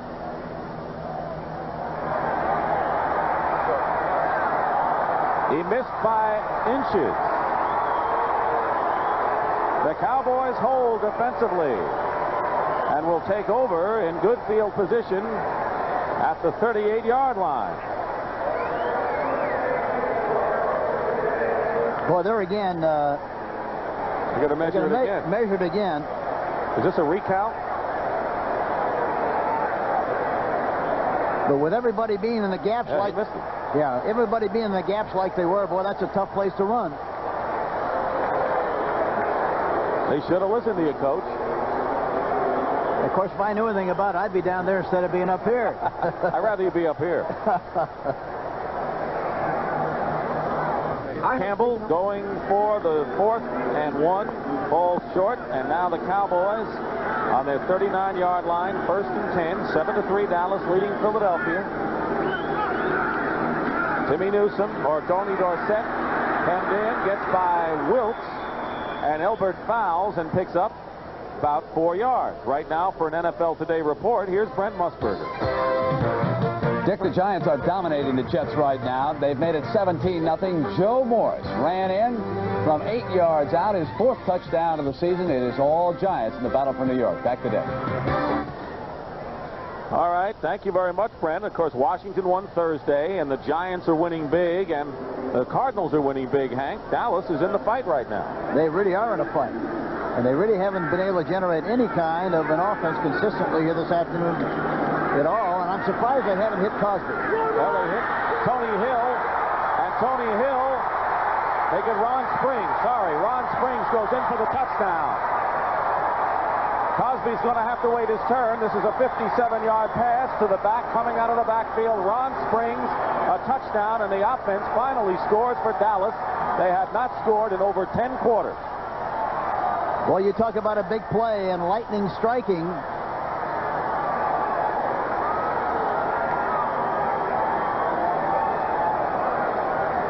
Good protection. Throws the ball inside. Tony hit. It's not Tony Hill. It's Ron Springs, number 20.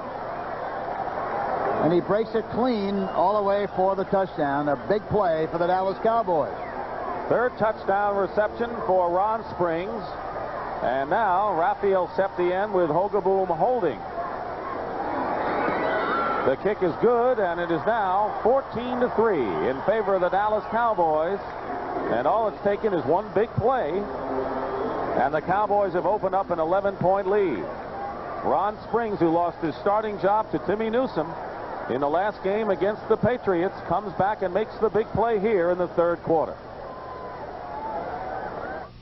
Run Springs 57 yards, and it's 14-3. The Dallas Cowboys lead the Philadelphia Eagles, and Septien will be kicking off. Andre Waters is now the man in the middle on the receiving end, back for the Eagles. It's quiet now in Veterans Stadium. There's Evan Cooper, who's over to the right, but the man in the middle, Andre Waters.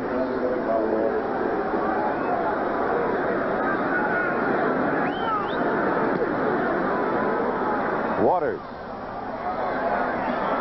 bobbles it 2 yards in the end zone and will take it there for the touchback. And the Eagles will bring it out to the 21st and 10. Next Saturday, college basketball comes your way on CBS Sports. Nevada, Las Vegas, one of the top teams of the West, will come east for a showdown with top-ranked Georgetown. Patrick Ewing, considered by many to be the premier player in college basketball, in action in the first real test for Georgetown as they continue their quest to repeat as national champions. Next Saturday, 1 o'clock Eastern, right here on CBS Sports. Penalty marker down.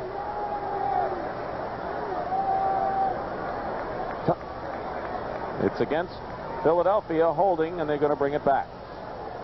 You know, talking about Pat Ewing, we kidded about him being a tight end. Years ago, I had a football camp at Kutcher's Country Club in New York, and we had Wilt Chamberlain, and he was playing for the Philadelphia Sixers at that time, and he was talking about, I said, gee, you ought to play professional football. He's thinking about playing pro ball or boxing, and I thought he'd be a great tight end. He said, no, I don't want to be a tight end. I want to be the quarterback.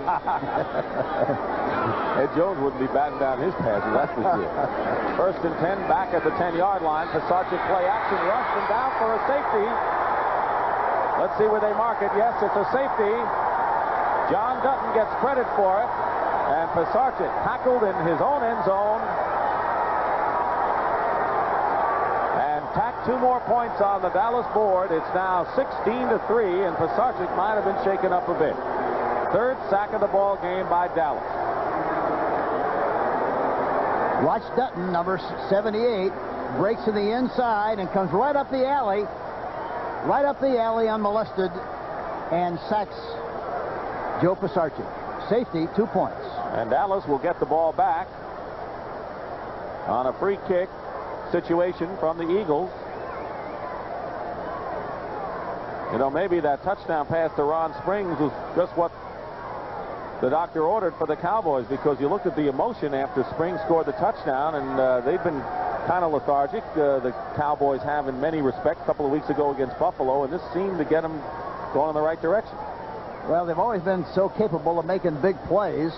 They haven't made many of them so far this season, but they surely came up with a big one with 2 Ron Springs, and they've changed the personality of this game, it seems, totally.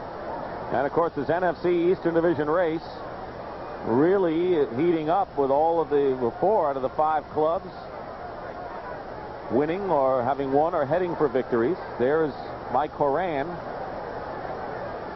Gary Allen, and Chuck McSwain. Allen on the left.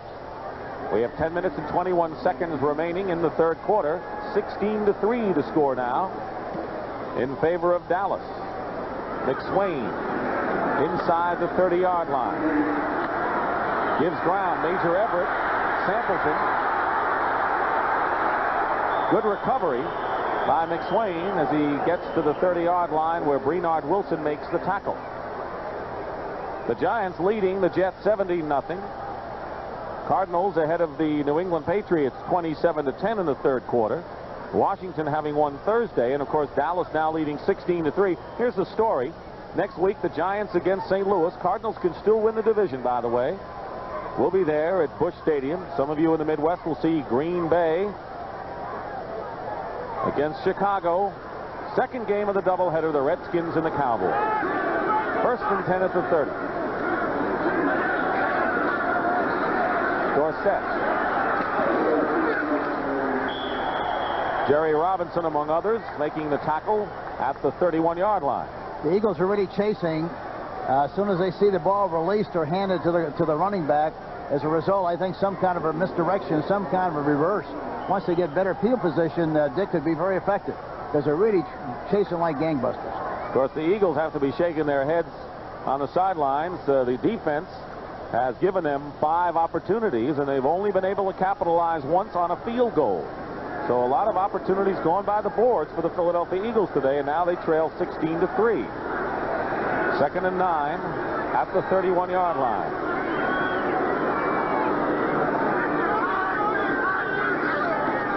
Play action. Danny White has some time. He's going deep for Tony Hill, and Herman Edwards intercepts for the Philadelphia Eagles. And the Cowboys continue to give the Philadelphia Eagles more opportunity. For Danny White, his 4th interception, the 5th against the Cowboys, and the 6th turnover. Tony Hill on Herman Edwards. There you see him. He's looking at the quarterback and then looking at the receiver and sees the ball is thrown. He gets a jump on it. The ball is underthrown, and Herman Edwards is able to make the interception. 2nd interception of the season for Herman Edwards. Hopkins has 2, Ellis has 1, Wilkes has 1, but Philadelphia has not done anything offensively, thanks to Dallas's D. Having a miserable game statistically. Of course, he threw that touchdown pass, and the Cowboys are winning 16-3, and that's where they pay off. 1st and 10 Eagles on their 34-yard line. UB Oliver is the lone back. Pisarcik pass batted down by Jones. 2nd down. You know, I think any time that you play a guy against a tall defensive end like Jones, who is as active as he is, and you'd want to throw the ball in front of the defensive back, I think it's very important that you block down with your tight end to get the defensive gets his hands down and then throw over the top. You can't throw over the top if you just block him straight ahead with an offensive tackle. Jones has knocked down 11 of those this year, and that's his career best. 12 is his career best. 2nd and 10 on the 34. Pisarcik. And there is Jim Jeffcoat getting into the act. 4th sack of the ball game. One of them was a safety, and now Jim Jeffcoat.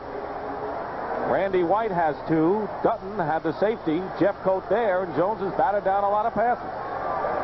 Jeffcoat makes an inside move, an inside stunt, gets by the center Denard, and as a result makes the sack on Joe Pisarcik. And this is a tough time to be the quarterback when they know you have to throw to play catch-up football and get back in the game.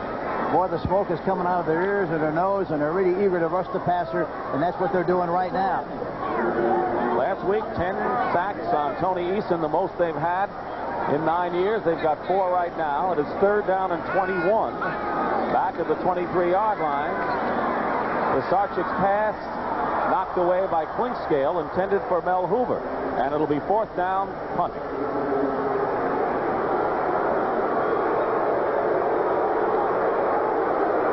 I didn't know they booed in Philadelphia, but I think they're booing right now, Henry. Did you ever know them to do that here? You might have a scoop if you didn't know. They don't boo anymore. Yeah. My tongue is embedded deeply in my cheek as I say that. Yeah, I know. 4th down. Moran, the kick. Allen is back. Moran has been kicking well today, and this is another good punt. Allen back at the 25. Brings it out to about the 37-yard line. Well, the month of December, we've got 3 NCAA basketball games for you featuring the nation's top teams. We told you about next Saturday, UNLV against Georgetown, the #1 ranked team, 1 o'clock Eastern time. Then in 2 weeks, Georgetown makes another appearance against the DePaul Blue Demons, and they're going to be a big contender this year. That'll be 3:45 Eastern. And then on December 22nd, UCLA against St. John's. Walter Berry, a fine junior college transfer, joins Chris Mullen, the All-American and Olympian. 1st and 10 at the 37 for the Cowboys.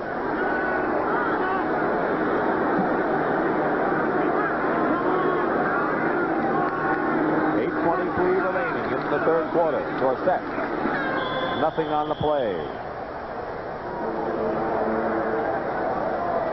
2nd down. Well, you have to give the Eagle defense a lot of credit. They've really played very aggressively this afternoon. Of course, the Dallas Cowboys have played the same way.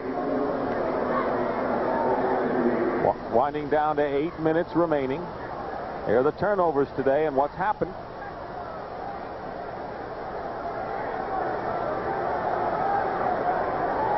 Second and 9.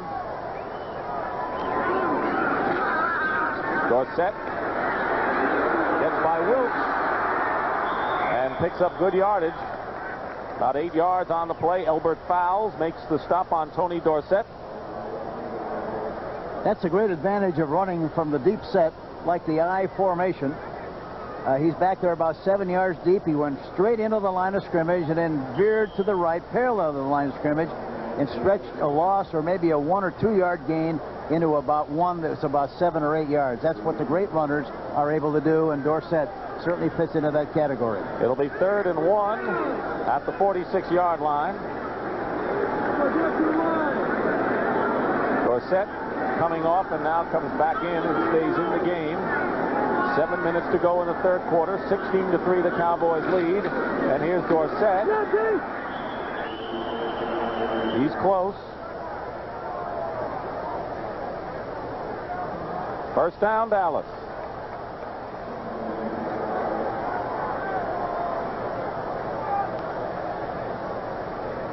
This Gary Hogeboom on the sidelines. Of course, we repeat, Danny White struggling today statistically, but it's 16-3 on the scoreboard, and that's where it pays off. Yeah, that's the only thing that's really important, and I'm sure that's what Tom Landry and the coaches feel. We're winning the game. The only thing that really matters is win the game, and they're winning the game. And so evidently that's why Danny White is still in the contest. 1st and 10 at the 48-yard line. Flags fly.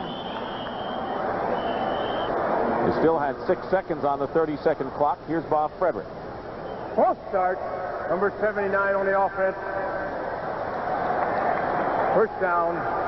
That's John Hunt, the rookie from Florida, who's playing the right guard position. Brian Baldinger is at right tackle, except on passing situations when Phil Pozderac comes in. Then Baldinger moves over to back to guard, his natural position.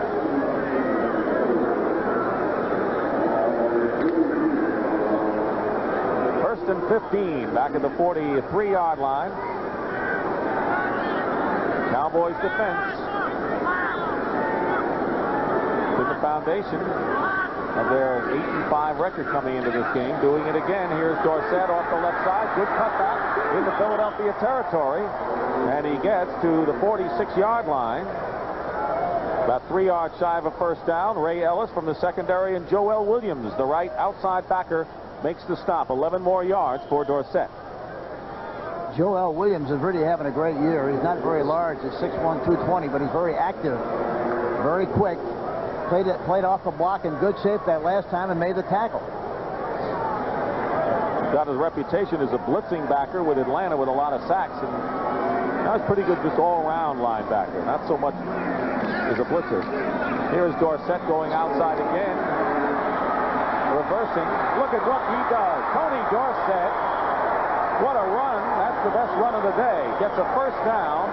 Changes direction. Got 13 yards out of it. Wow.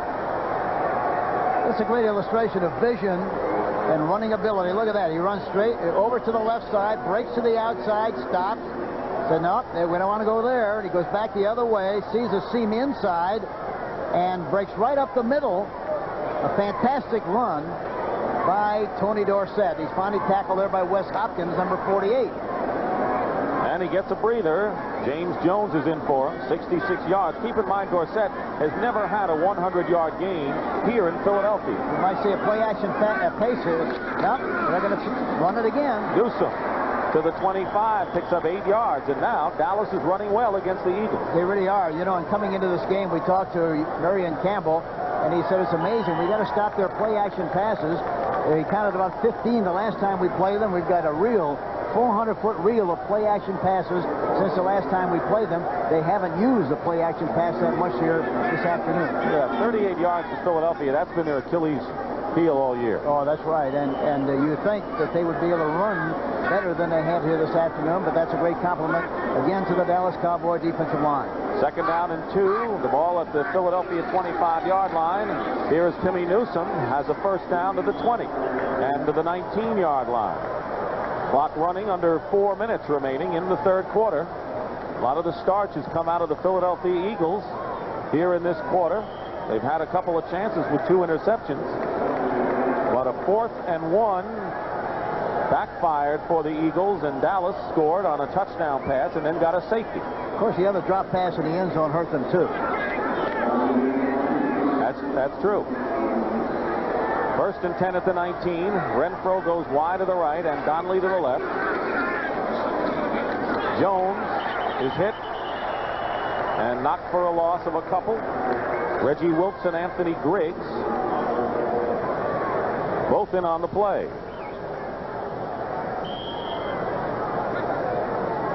The Eagles have been in a lot of tough encounters this year.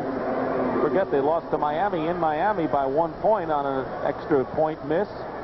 Lost to the Cardinals by a point last week. Tony Dorsett back in the lineup. He had 11 yards in the first half, out much of the time. 55 this third quarter alone. Play action, roll out, White toss, knocked away nicely. Terrific play by Ray Ellis. Timmy Newsome was headed for the end zone if he had caught it. And that time Danny White had a pretty good chance to run the ball for a big play too. Here's a play action fake. This is the play the Washington Redskins used so successfully.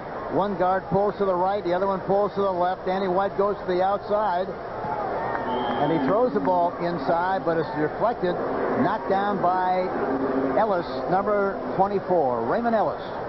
He's had a fine game with an interception, a hard hit, forced a fumble.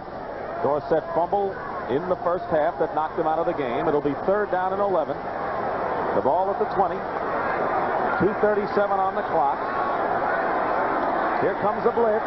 White hits his man, and now they say yes. If the reception is made inside the 10 by Mike Renfro.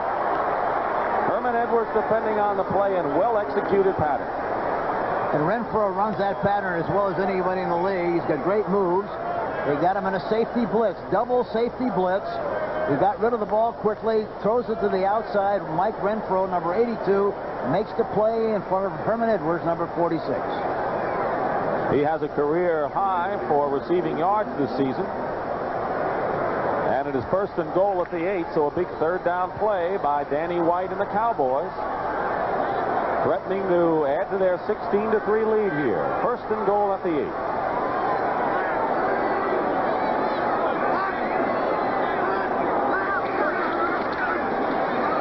Newsome to the 5. Newsome is in for the touchdown. Hard running by Timmy Newsome, and is now 22-3 Dallas. He's got a very deceptive gait. He's big, 6'1", 235, but he doesn't look that big. He's a very smooth runner and very strong. Here we see him, low end zone. Look at this. He breaks to the outside, in good shape, carries the ball away from pressure, so he has the right arm and right shoulder free. Look at this. Look at him use the shoulder. You don't see that happen very often, and he runs Edwards right into the end zone and goes in for the touchdown. A good finishing run by Timmy Newsome. 3rd touchdown of the season rushing. Hogaboom holding for Septien. The kick is perfect and is now 23-3. This was a 7-3 game at the half, but the Cowboys, with good defense, quick striking offense, lead 23-3. 3 to score. The Dallas Cowboys leading. Finally breaking out of their problems. You're looking at the scoring drive. Their problems on offense getting points. That was a drive that used 6 minutes and 10 seconds, capped by Timmy Newsome's 8-yard run. Raphael Septien. Kicking off, Evan Cooper is back for the Philadelphia Eagles. Septien, by the way, has scored in 116 games in a row. That's the longest active streak. Cooper at the 4-yard line, running it back for Philadelphia. And hit hard by Steve Diassi, the rookie from Boston College. Next Saturday, the San Francisco 49ers, many people think they'll be the NFC representative in the Super Bowl. I'm sure Joe Gibbs, Washington Redskins watching think otherwise, plus the Cowboys and a few others. But the 49ers will be on display against the Vikings following the NFL Today, 12:30 Eastern next Saturday, Hank.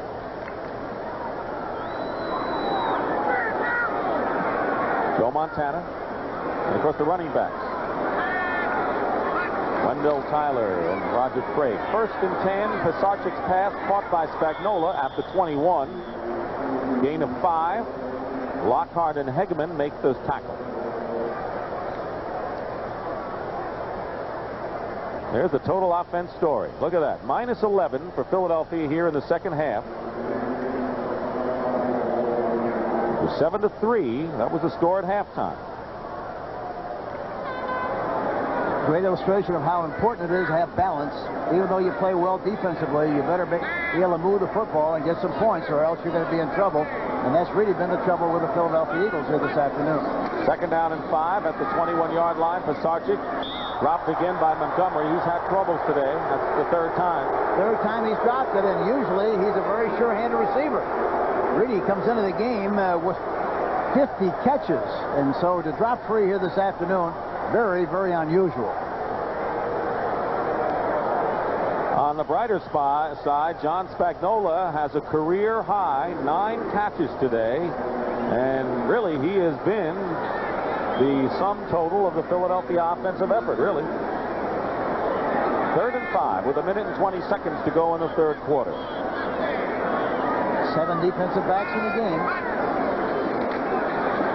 Pisarcik going up on top for Woodruff, overthrows him, and it'll be 4th down. But right now, for an NFL Today report, let's check in with Brent Musburger in New York. Brent, what do you have? Dick, we've got 13:45 left in the Meadowlands, and the Jets have just scored on this touchdown pass. Ken O'Brien goes to Lamb Jones. Watch the run after the catch. Breaks a tackle, gets back on the outside, and goes in. Back to Dick.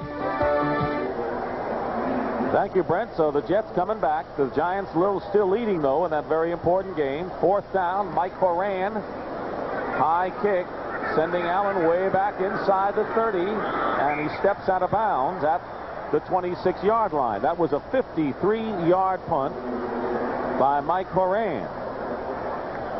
Next Saturday, the NFL Today football, the state of the game, from the competition between the goalposts to the competition on the airways. And you'll hear from some of the principals involved, including NFL Commissioner Pete Rozelle, and you'll also learn the results of a CBS Sports New York Times poll on what the fans think. That's next Saturday beginning at 3:30 Eastern on the NFL Today.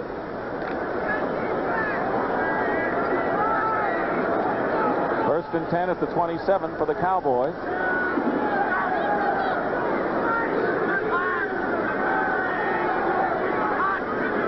Ron Springs, who caught the touchdown pass in motion. Dorsett up the middle, slices his way to the 32. Hank, been hearing so much about the state of the... What is your opinion on the state of the NFL, right? You have an opinion about that. Well, I think it's no different than it always is. I think the teams that win, their situation is great. The teams that lose, they have a bad situation. That's simple. So really, the only problem you have is, win the game, and then everything is very, very good. And I think that's true, Hank, the way it is. As far as teams winning and losing, there may be other things that the commissioner will talk about in the poll concerning television ratings and so forth. But the people in San Francisco, they feel good about their situation. People in Miami feel the same way. It's just that way all around the country with teams that are winning. Tony Dorsett may have another 1st down for the Dallas Cowboys. The clock runs, 19 seconds to go. Reggie Wilkes makes the tackle for the Eagles. It has been the 3rd quarter owned by the Dallas Cowboys. Tony Dorsett going over 1,000 yards. 16-0, the Cowboys outscored them. We now pause for a word from your local station at the end of the 3rd quarter. We start the 4th quarter. This is Dick Stockton along with Hank Stram at Veterans Stadium in Philadelphia. The Cowboys lead the Eagles 23-3. They have a 3rd down and 1 on the 36. Newsom and Norm Granger now the running backs. And here is Timmy Newsom, 1st down, Dallas. And the people, very nice here at Veterans Stadium, Hank, welcoming us. And it's always good to come back to the hometown.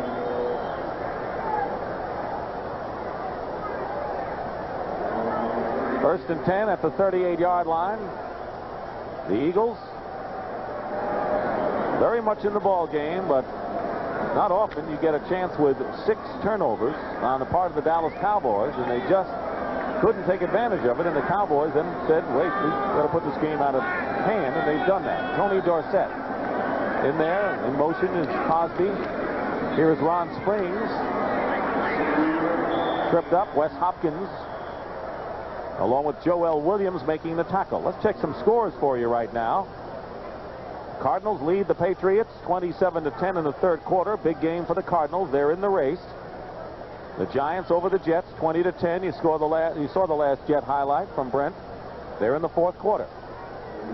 San Francisco 28, Atlanta 17. Atlanta's still struggling. 49ers who get the home field edge for all of their playoff games. And the Tampa Bay Buccaneers 14-7 against Green Bay. Green Bay was really on a roll, and then the Lions beat them Thanksgiving Day. Now Tampa Bay beating them. 2nd and 10 at the 38. Springs in motion. Dorsett now. Hit by Anthony Griggs, but not before he crosses to the 42-yard line. Denver leading Kansas City. A lot closer game than everybody thought it might be. And Indianapolis 12 and Buffalo 21 in the third quarter. Pittsburgh, Houston. 13-13. Houston's playing much, much better near the end of the season. And Cleveland 17. Well, that's a surprise. Cleveland 17-7 over Cincinnati in the fourth quarter. 3rd down and 6 for the Cowboys. Defense has not allowed a touchdown today. Danny White. Good catch by James Jones and a first down into Philadelphia territory at the 47-yard line. Ray Ellis making the tackle. And they had Jones that time on Hopkins, and he got the ball right on the money. And remember what I said earlier. I think that anytime you're a quarterback of Danny White's caliber, I think you might, any quarterback, good quarterback, maybe you'll have a bad quarter or bad 2 quarters, maybe bad 3, but they're not going to have bad 4 quarters very often. And I think that's what the case has been here. Although really the big difference in the game has been to play the defense of the Dallas Cowboys. 1st and 10 at the 47-yard line. 4 sacks in the game, including a safety. Here's Dorsett finding a hole. Another first down for the Cowboys, and they're rolling now, the Dallas Cowboys. Wes Hopkins making the tackle. Good block by Ron Springs, and that was a 12-yard pickup. Tony Dorsett had his best career effort as a rookie against the Philadelphia Eagles back in 1977. He gained 206 yards. He's got 91 so far in this game, and he has never gone over 100 yards here in Philadelphia in his career. So he's got a shot. 1st and 10 at the 36.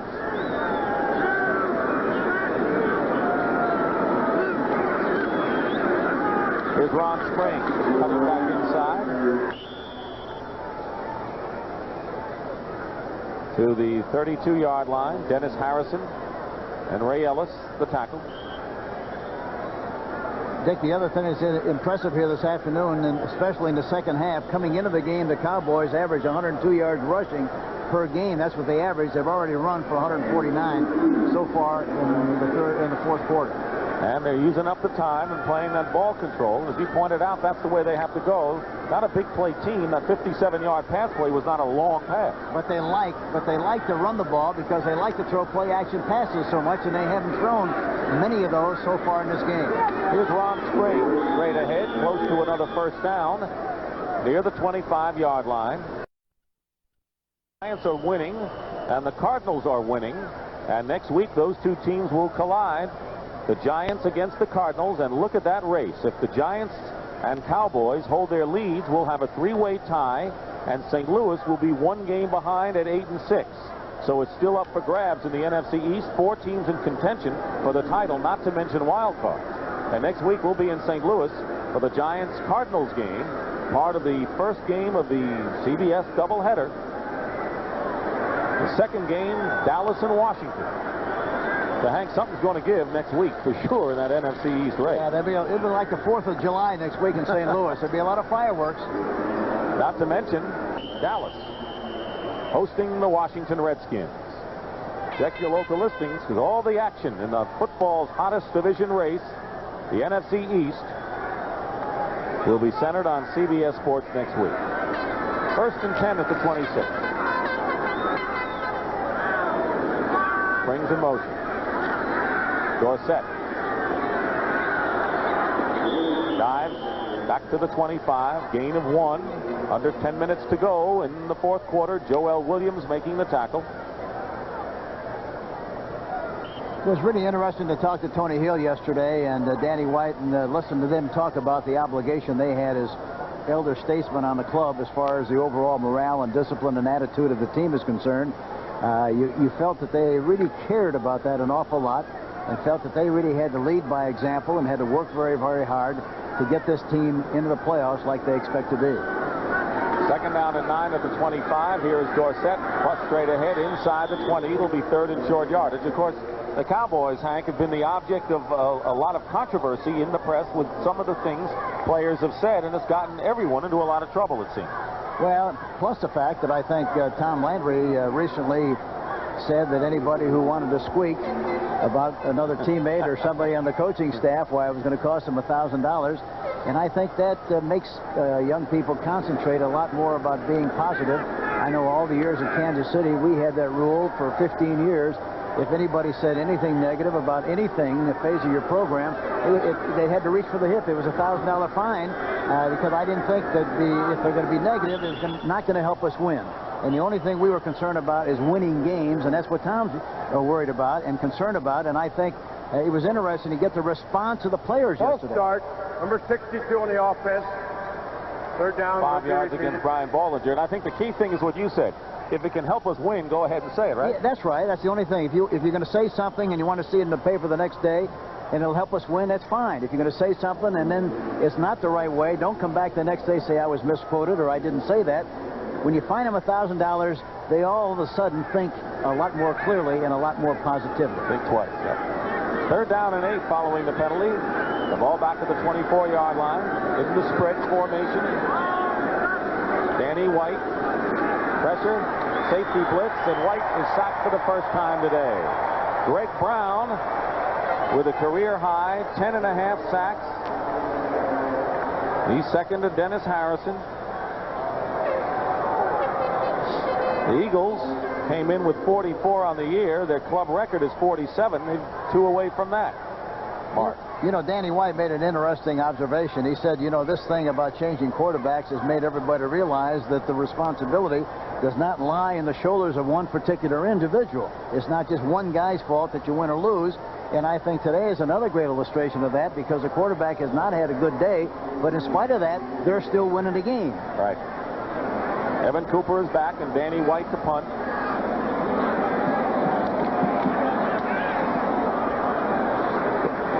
To the sideline, out of bounds inside the 15-yard line. They mark it at the 13.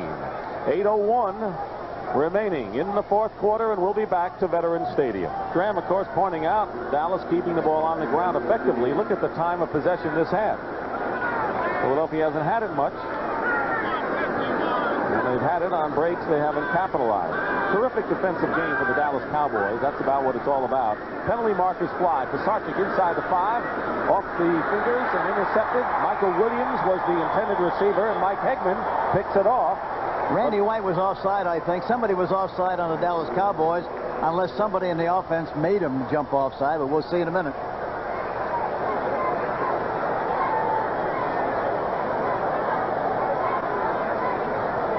The call? That's right. Encroachment against the defense. So the Eagles still maintain possession. Randy White with 2 sacks today. 11.5. Offside, number 54 in the defense. And it was Randy Still White. First down. Good call by official Stram up here.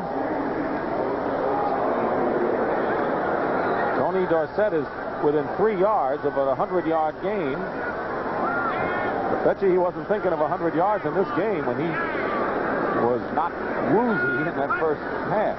Pisarcik, first down 5. Pass completed to Michael Haddix, and he gets a first down. People might wonder sometimes, we're talking about Tony Dorsett, talking about concussions, and why do you put him back in the game, and who determines whether he goes back into the game or not? I think that's always up to the discretion of the team doctor. You talk to the doctor and the trainer. They say, yeah, he can play. That's fine, along with the player himself. But you don't determine that as a coach. The doctors and the trainers and the person involved has that responsibility. Dorsett has had only one 100-yard gain all year. That was against the Colts. He's 3 yards away from that. 1st and 10 at the 23 for the Eagles. 7 minutes, 10 seconds remaining.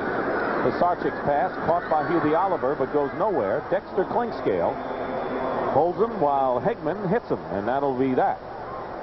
2nd down, they pick up a couple of yards.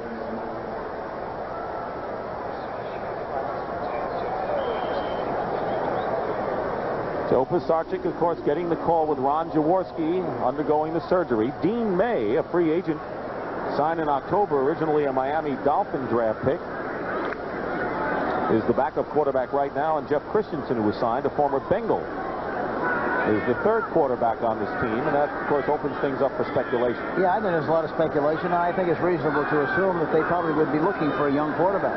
Pisarcik on 2nd and 7, swings it out to Michael Haddix. Haddix 1st down, 45 to the 48-yard line, tackled by Michael Down. 22-yard gain by Michael Haddix, the #1 draft pick last year, who's seeing more and more action now. Now, Pisarcik really dumps this ball off in good shape, gets back into the pocket, sets up, looks downfield, and then throws it out of the flat, right on the run, right in front of the numbers, about 1.5 yards out in front, so Michael Haddix can catch the ball in stride and go down the field, makes a good gain on the play. Woodruff to the left, and Kenny Jackson to the right. Jackson has not caught a pass, coming back from injury. Pisarcik, watch out, gets the pass off to Spagnola. His 10th reception of the game to the Dallas 45-yard line. It'll be 2nd down and about 3 for the Philadelphia Eagles. Eugene Lockhart and Dexter Clinkscale make the tackle. You know, overall, I think the offensive line of the Philadelphia Eagles have done a pretty respectable job of pass protection, and I thought really Pisarcik has hung in the pocket very well. Good concentration. I tell you, he doesn't have nervous feet. He hangs in there tough, but that's typical of a guy who doesn't run very well. He has to stay in the pocket. He's got a lot of experience, though, so he's not going to get flustered too much. You know, the line has done a good job. That's a good point.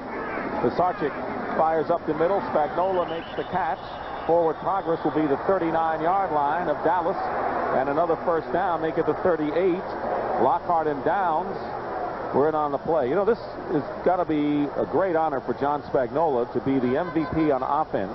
Of course, his career high 11 receptions. Last year, he was out all of last year with a disc problem with the back, didn't play, and has come back big for the Eagles in '84. Yeah, and he's a bright guy, fun to talk to, and he knows exactly what his role is. He reads coverages very, very well, and he said yesterday that he was excited about playing against the Cowboys, not only because of the Cowboys, but because he was going to get a chance to play from the spread formation on the shotgun, which he hasn't done too much of in the past.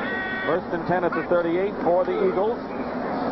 Pisarcik going up on top. Intended for Woodruff. Flag down. Everson Walls might have been bumping Tony Woodruff once too often. They're going to call that against the Dallas Cowboys. 37-yard penalty, I think, is the mark-off. Defensive pass interference, number 24. 1st down and goal. Everson Walls, number 24. Look at all the room. Look at the big cushion he's got. It's amazing. See, he's in good position. He turns and runs. He's watching the receiver all the way, watching him all the way, watching him. Finally, when he sees the receiver look for the ball, he does too. But in the process, he gives him the old hook right on the left arm, and that's what the pass interference. Up until that point, he really played it very, very well. He did. The Eagle wide receivers have caught only one pass today. Here's Pisarcik throwing. Touchdown, Vito Cab. So the backup tight end, Vito Cab, on the receiving end of the touchdown, his 3rd touchdown reception and 8 catches this year. Play action fake, Vito Cab faking inside. A good fake. He fakes with the ball, and Vito Cab pops wide open. Cab pops wide open in the end zone for the touchdown. Vito Cab, number 84. From Penn State. And Paul McFadden will add the conversion. Pisarcik will hold with 4 minutes and 2 seconds remaining.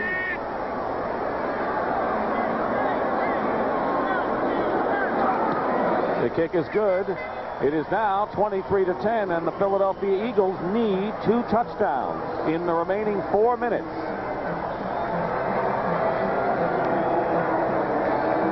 Lead cut to 23-10 over the Philadelphia Eagles with 4:02 to go in the fourth quarter. Paul McFadden will be kicking off. Gary Allen is back for the Dallas Cowboys, and now they're going to line up for what looks to be an onside kick, and here it comes, and Cosby was right there. Doug Cosby recovers at the 44-yard line of Philadelphia, and so when we come back, we'll ask Coach Stram about the wisdom of the onside kick. Of course, hindsight is 20/20, if not our vision. Onside kick backfired, Hank. What do you think? Well, I think the logic was good that time, really, because the Philadelphia Eagles had to kick the ball down the field. They haven't been able to stop the Cowboys. The only thing bad about the kick was the fact that it was a one-hopper, and those are easy to catch. On that kind of a situation, 50% of the time the kicking team recovers the football, but I'd much rather kick it at one of the defensive people and hope for a ricochet rather than the way he kicked it. Danny White to throw on first down. Going for Cosby, covered by Ellis, incomplete. Terrific game once again for Randy White. Dennis Harrison is shaken up. But Randy White, 2 sacks, having one of his best years. Heading for his 8th straight Pro Bowl. Randy White. Harrison is shaken up for the Eagles, and we're going to take a break right here. Dennis Harrison, the injured left defensive end for the Philadelphia Eagles. 23-10 is the score. The Cowboys lead the Eagles with 3:55 to go. Right now, I want to tell you, coming up tonight on Dennis Thurman with an interception of a Joe Pisarcik pass. And then in the third quarter, the Cowboys broke it open after holding Philadelphia 4th and 1. Danny White hit Ron Springs with a 57-yard play, and it was 14-3. And then the Dallas defense, which has really been the hero today, John Dutton sacked Pisarcik in the end zone for a safety, and then Timmy Newsom scored a touchdown to make it 23-3 before the Eagles' last score. A little more than 2 minutes left in the game at the Meadowlands. The Giants leading by 10.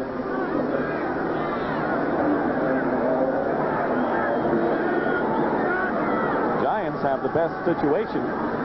If they continue to win, they have the tiebreakers in their pocket with the best division records and so forth. Second down and 10. Dorsett with a couple to try to strip the ball away.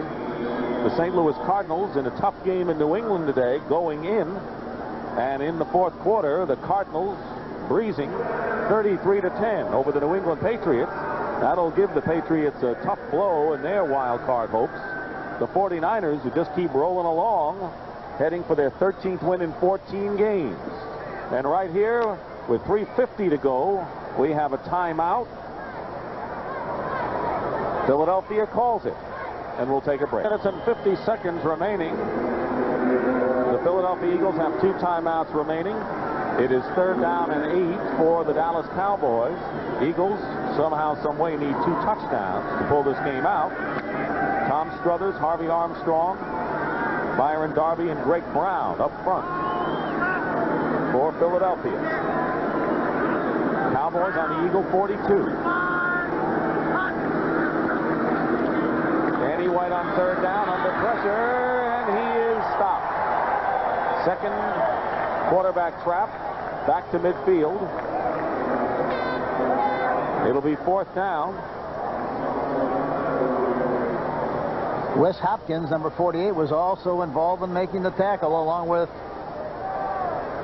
Harvey Armstrong, number 96.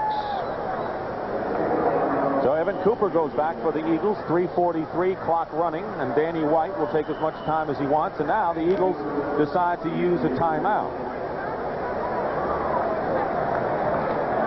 Timeout called by Philadelphia. They have 1 timeout remaining. So their best hope would be to get a touchdown and an onside kick. They're not going to have much to work with timeout-wise. Well, the Dallas Cowboys, of course, coming into this game 15-1 after their Thanksgiving effort. They usually get 10 days, of course, and that really sets them up for the final month, doesn't it? Yeah, a lot of people recover from injuries, and from an overall standpoint, look at this, 35-12 in games after Thanksgiving, and I think they won their last 14 in a row. And Pattern is holding forth in this one.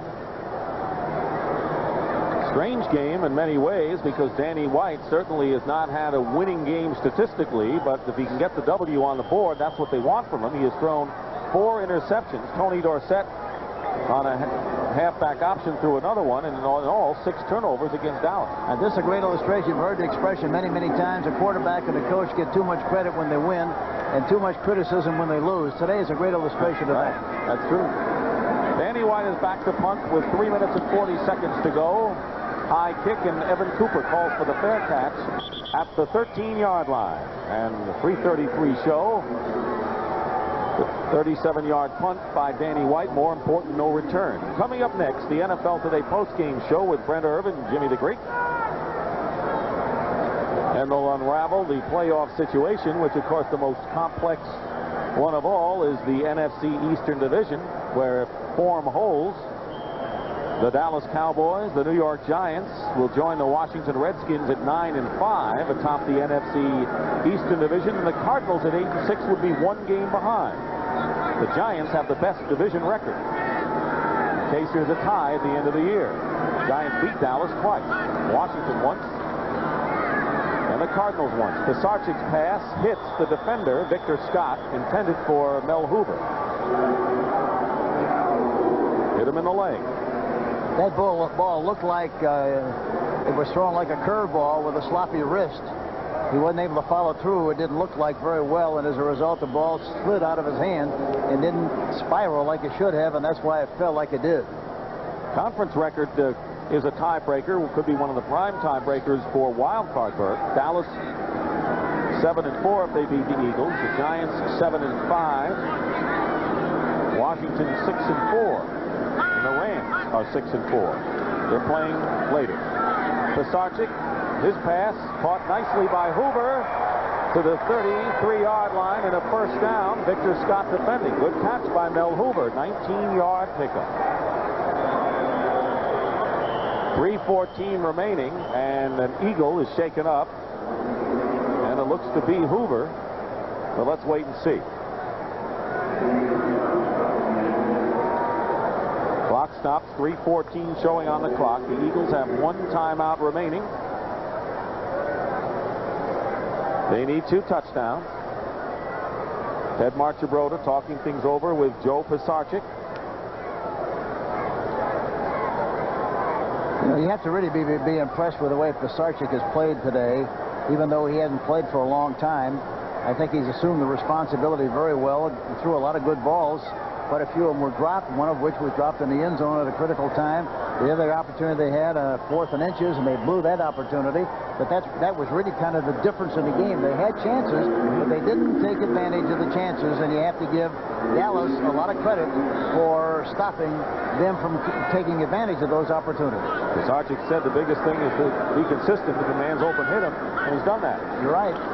Pisarcik 1st and 10, and Jeffcoat decks him inside the 20. That's the 5th sack of the ball game. So that's 15 sacks in the last 2 games for the Dallas Cowboys defense. Jeffcoat really got off the ball in great shape that time, got a good push, and Pisarcik didn't see him coming until it was too late and got a shot. 2nd down and 21. Pisarcik swings it out to Michael Haddix, who goes out of bounds at the 24-yard line. Gain of only 3 yards on the play. Now, if the Giants and the Cowboys and the Cardinals all win, this is the way the NFC East will look. New York, Washington, and Dallas at 9-5. Keep in mind the Giants with a 5-2 division record. That's their ace in the hole. Cardinals are a game behind, but the Cardinals play the Giants next week, and Washington plays Dallas. So that's going to open things up. Philadelphia Philadelphia, of course, out of it. Their wild card chances go down the drain today. They hung in there a long time, huh? Yeah, the other thing is important. You know, a lot of people keep asking about the Cowboys. What's wrong with the Cowboys? Everybody is... Interception by Michael Downs to the 20, to the 15-yard line. It was a deflection, and Michael Downs with the interception for the Dallas Cowboys, his 6th of the year.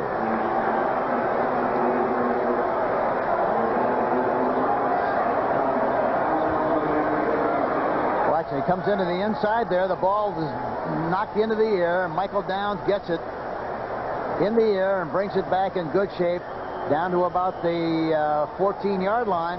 And again, Dallas has good field position. But we're going back to the Dallas thing. You know, people just assume that they're going to throw the hats out, put the hats on, and pump the balls up and win. And they criticize the Cowboys for not being as good as they have been in the past, and maybe they're not. The only thing that's really important is that they're in the race. That's what the game's all about, being in the race. They're in the race, and you have to give them an awful lot of credit for still being in the race and having a chance to get the playoff and still get a shot to... Tony Dorsett, no gain. Ken Clark hit him. That was a 26-yard return on that interception by Downs. You know, everyone complains about how good a team is. I think a lot of clubs would like to be in the race and have people say, boy, what's the matter with you? You're not playing good football. That's right. I never cared about what they said about our team as long as we were winning and as long as we were in the race. That's what it's all about. Doesn't make any difference. Want to remind you, next week on CBS, it all begins with the NFL Today, and football's action's got to be right here. The Giants against the Cardinals. Some of you in the Midwest will see the Packers and the Bears, or Atlanta, Tampa Bay, in the Atlanta region. That's at 12:30 Eastern. And, of course, the big second game of the doubleheader, the Washington Redskins and the Dallas Cowboys. One of those teams, barring a tie, will move into undisputed or into first place. Shouldn't say undisputed because the Giants play the Cardinals and can stay tied. You know, I think the other thing about Tom Landry's team is that they're playing football and winning these days with their defense, and late in the year, that's what's going to get them far. Well, I think the other thing, you know, in the past, I think last year, the real problem with their team was not the quarterback, wasn't anything but the defense.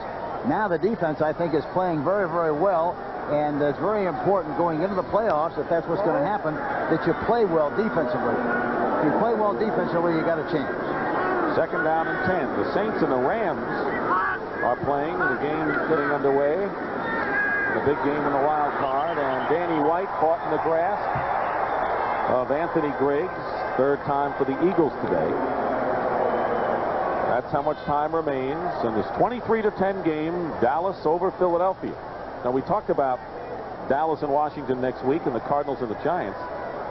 Cowboys still have a game against the Miami Dolphins the last week of the season. And the Cardinals have to travel to RFK Stadium to face the Washington on the last weekend, while the Giants are home with New Orleans.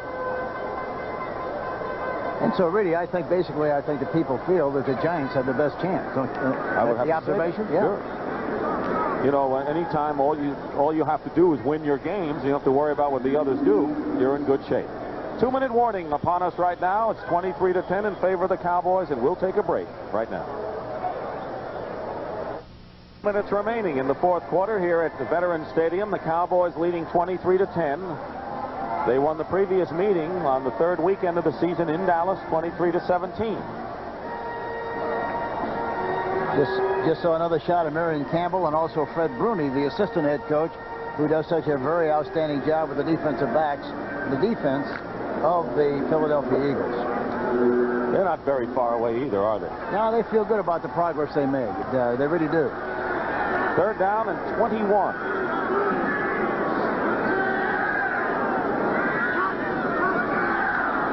And here's Tony Dorsett. Dorsett out of bounds at the 15-yard line. It'll be fourth down.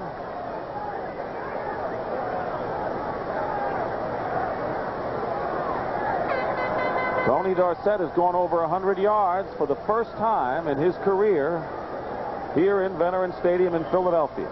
And it's remarkable considering the fact that he got a concussion earlier in the game and came back and played as strong as he did. Look at this, St. Louis 33, New England 10. That's a final. Stump Mitchell, Otis Anderson scored touchdowns. Thomas Howard on a fumble recovery, and Lomax to Doug March. This will be a 32-yard field goal attempt for Raphael Septien, with Gary Hogeboom holding.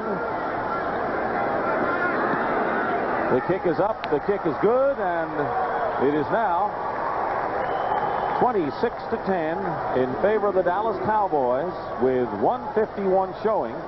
Septien with his first field goal of the ball game. He is 21 of 27 for the year, and maybe the best clutch field goal kicker in the game. Want to remind you, on the NFL Today post-game show, Brent, Irv, and Jimmy will be in the studio with scores and highlights.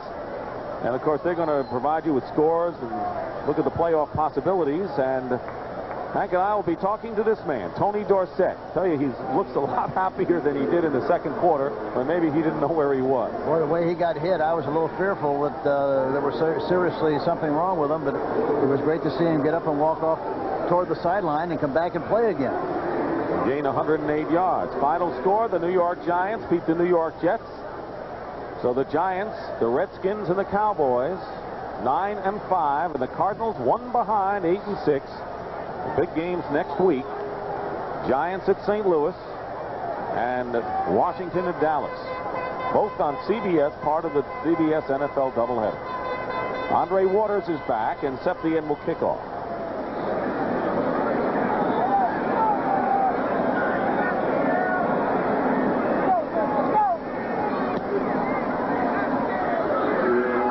Waters at the 7-yard line. Carries it out to the 27-yard line. 1st and 10, Philadelphia. You know, the impressive thing about this game also has been the play of the specialty teams. Both specialty teams have really been outstanding here this afternoon. They have. I mean, Michael Horan has been a sensational punter for Philadelphia, and of course the coverage has been good crisp tackling on both ends.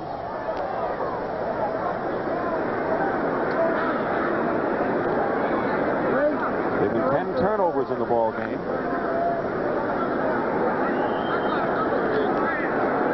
Jackson and Woodruff split to the left. Pisarcik in the shotgun. 1st and 10 at the 27-yard line. Pass caught by Haddix and hit immediately by Everson Wall.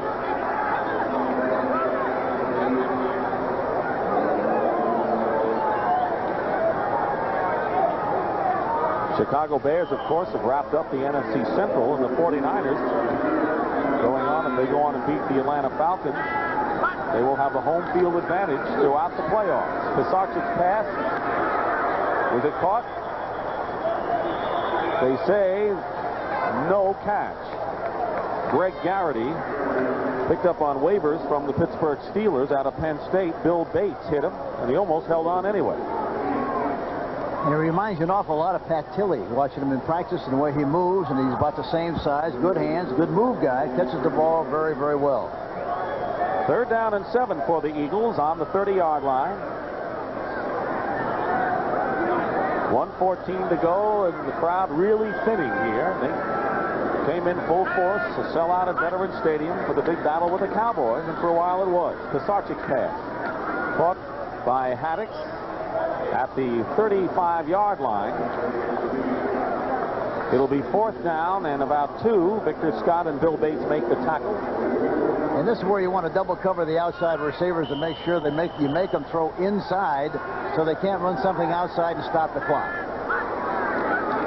Pisarcik on 4th down completes the pass to Michael Williams. It'll be a 1st down for the Eagles. Just shy of the 40-yard line. Vince Albritton making the tackle. The Eagles are going through a 2-minute drill. This game is over score-wise, 26-10.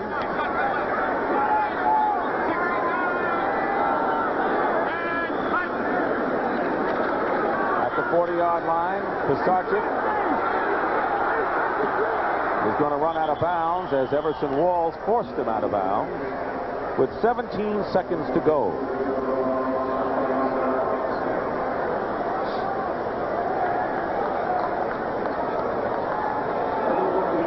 The executive producer of NFL football on CBS, Terry O'Neill, senior producer Charles H. Milton III, And our game produced and directed in superb fashion, as usual, by John Faratzis, our producer, and Andy Kindle, our director. Mike Albanese, the associate producer, Victor Frank, our broadcast associate, and Marty Aronoff, our spotter, Pat McGrath, our statistician. Second down and 14. Pisarcik's pass, and almost should have been intercepted. Walls and Thurman both had the same idea. Neither of them came up with it. Walls probably said to Thurman, look, you ran one back for a touchdown. How about me getting a chance? It looked like one tried to intercept the other one from the other. How about my getting a chance, he probably said, not me. Yeah, that's right.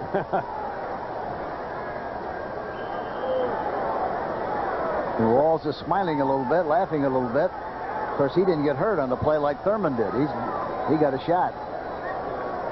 Third down, 14, with 11 seconds to go. It was 7-3 at the half. Anyone's game, and the Philadelphia Eagles couldn't take advantage of Dallas turnovers, and the Cowboys' defense was brilliant today. Pisarcik is sacked, and that's the 7th sack of the ball game. Ed Jones. So all 4 of the Dallas front 4 sacked the quarterback today. Randy White and Jim Jeffcoat have 2 apiece. Dutton had a safety, and the ball game is over. Marion Campbell waves to Tom Landry. The game is over. The final score, the Dallas Cowboys 26, the Philadelphia Eagles 10, and we'll be back.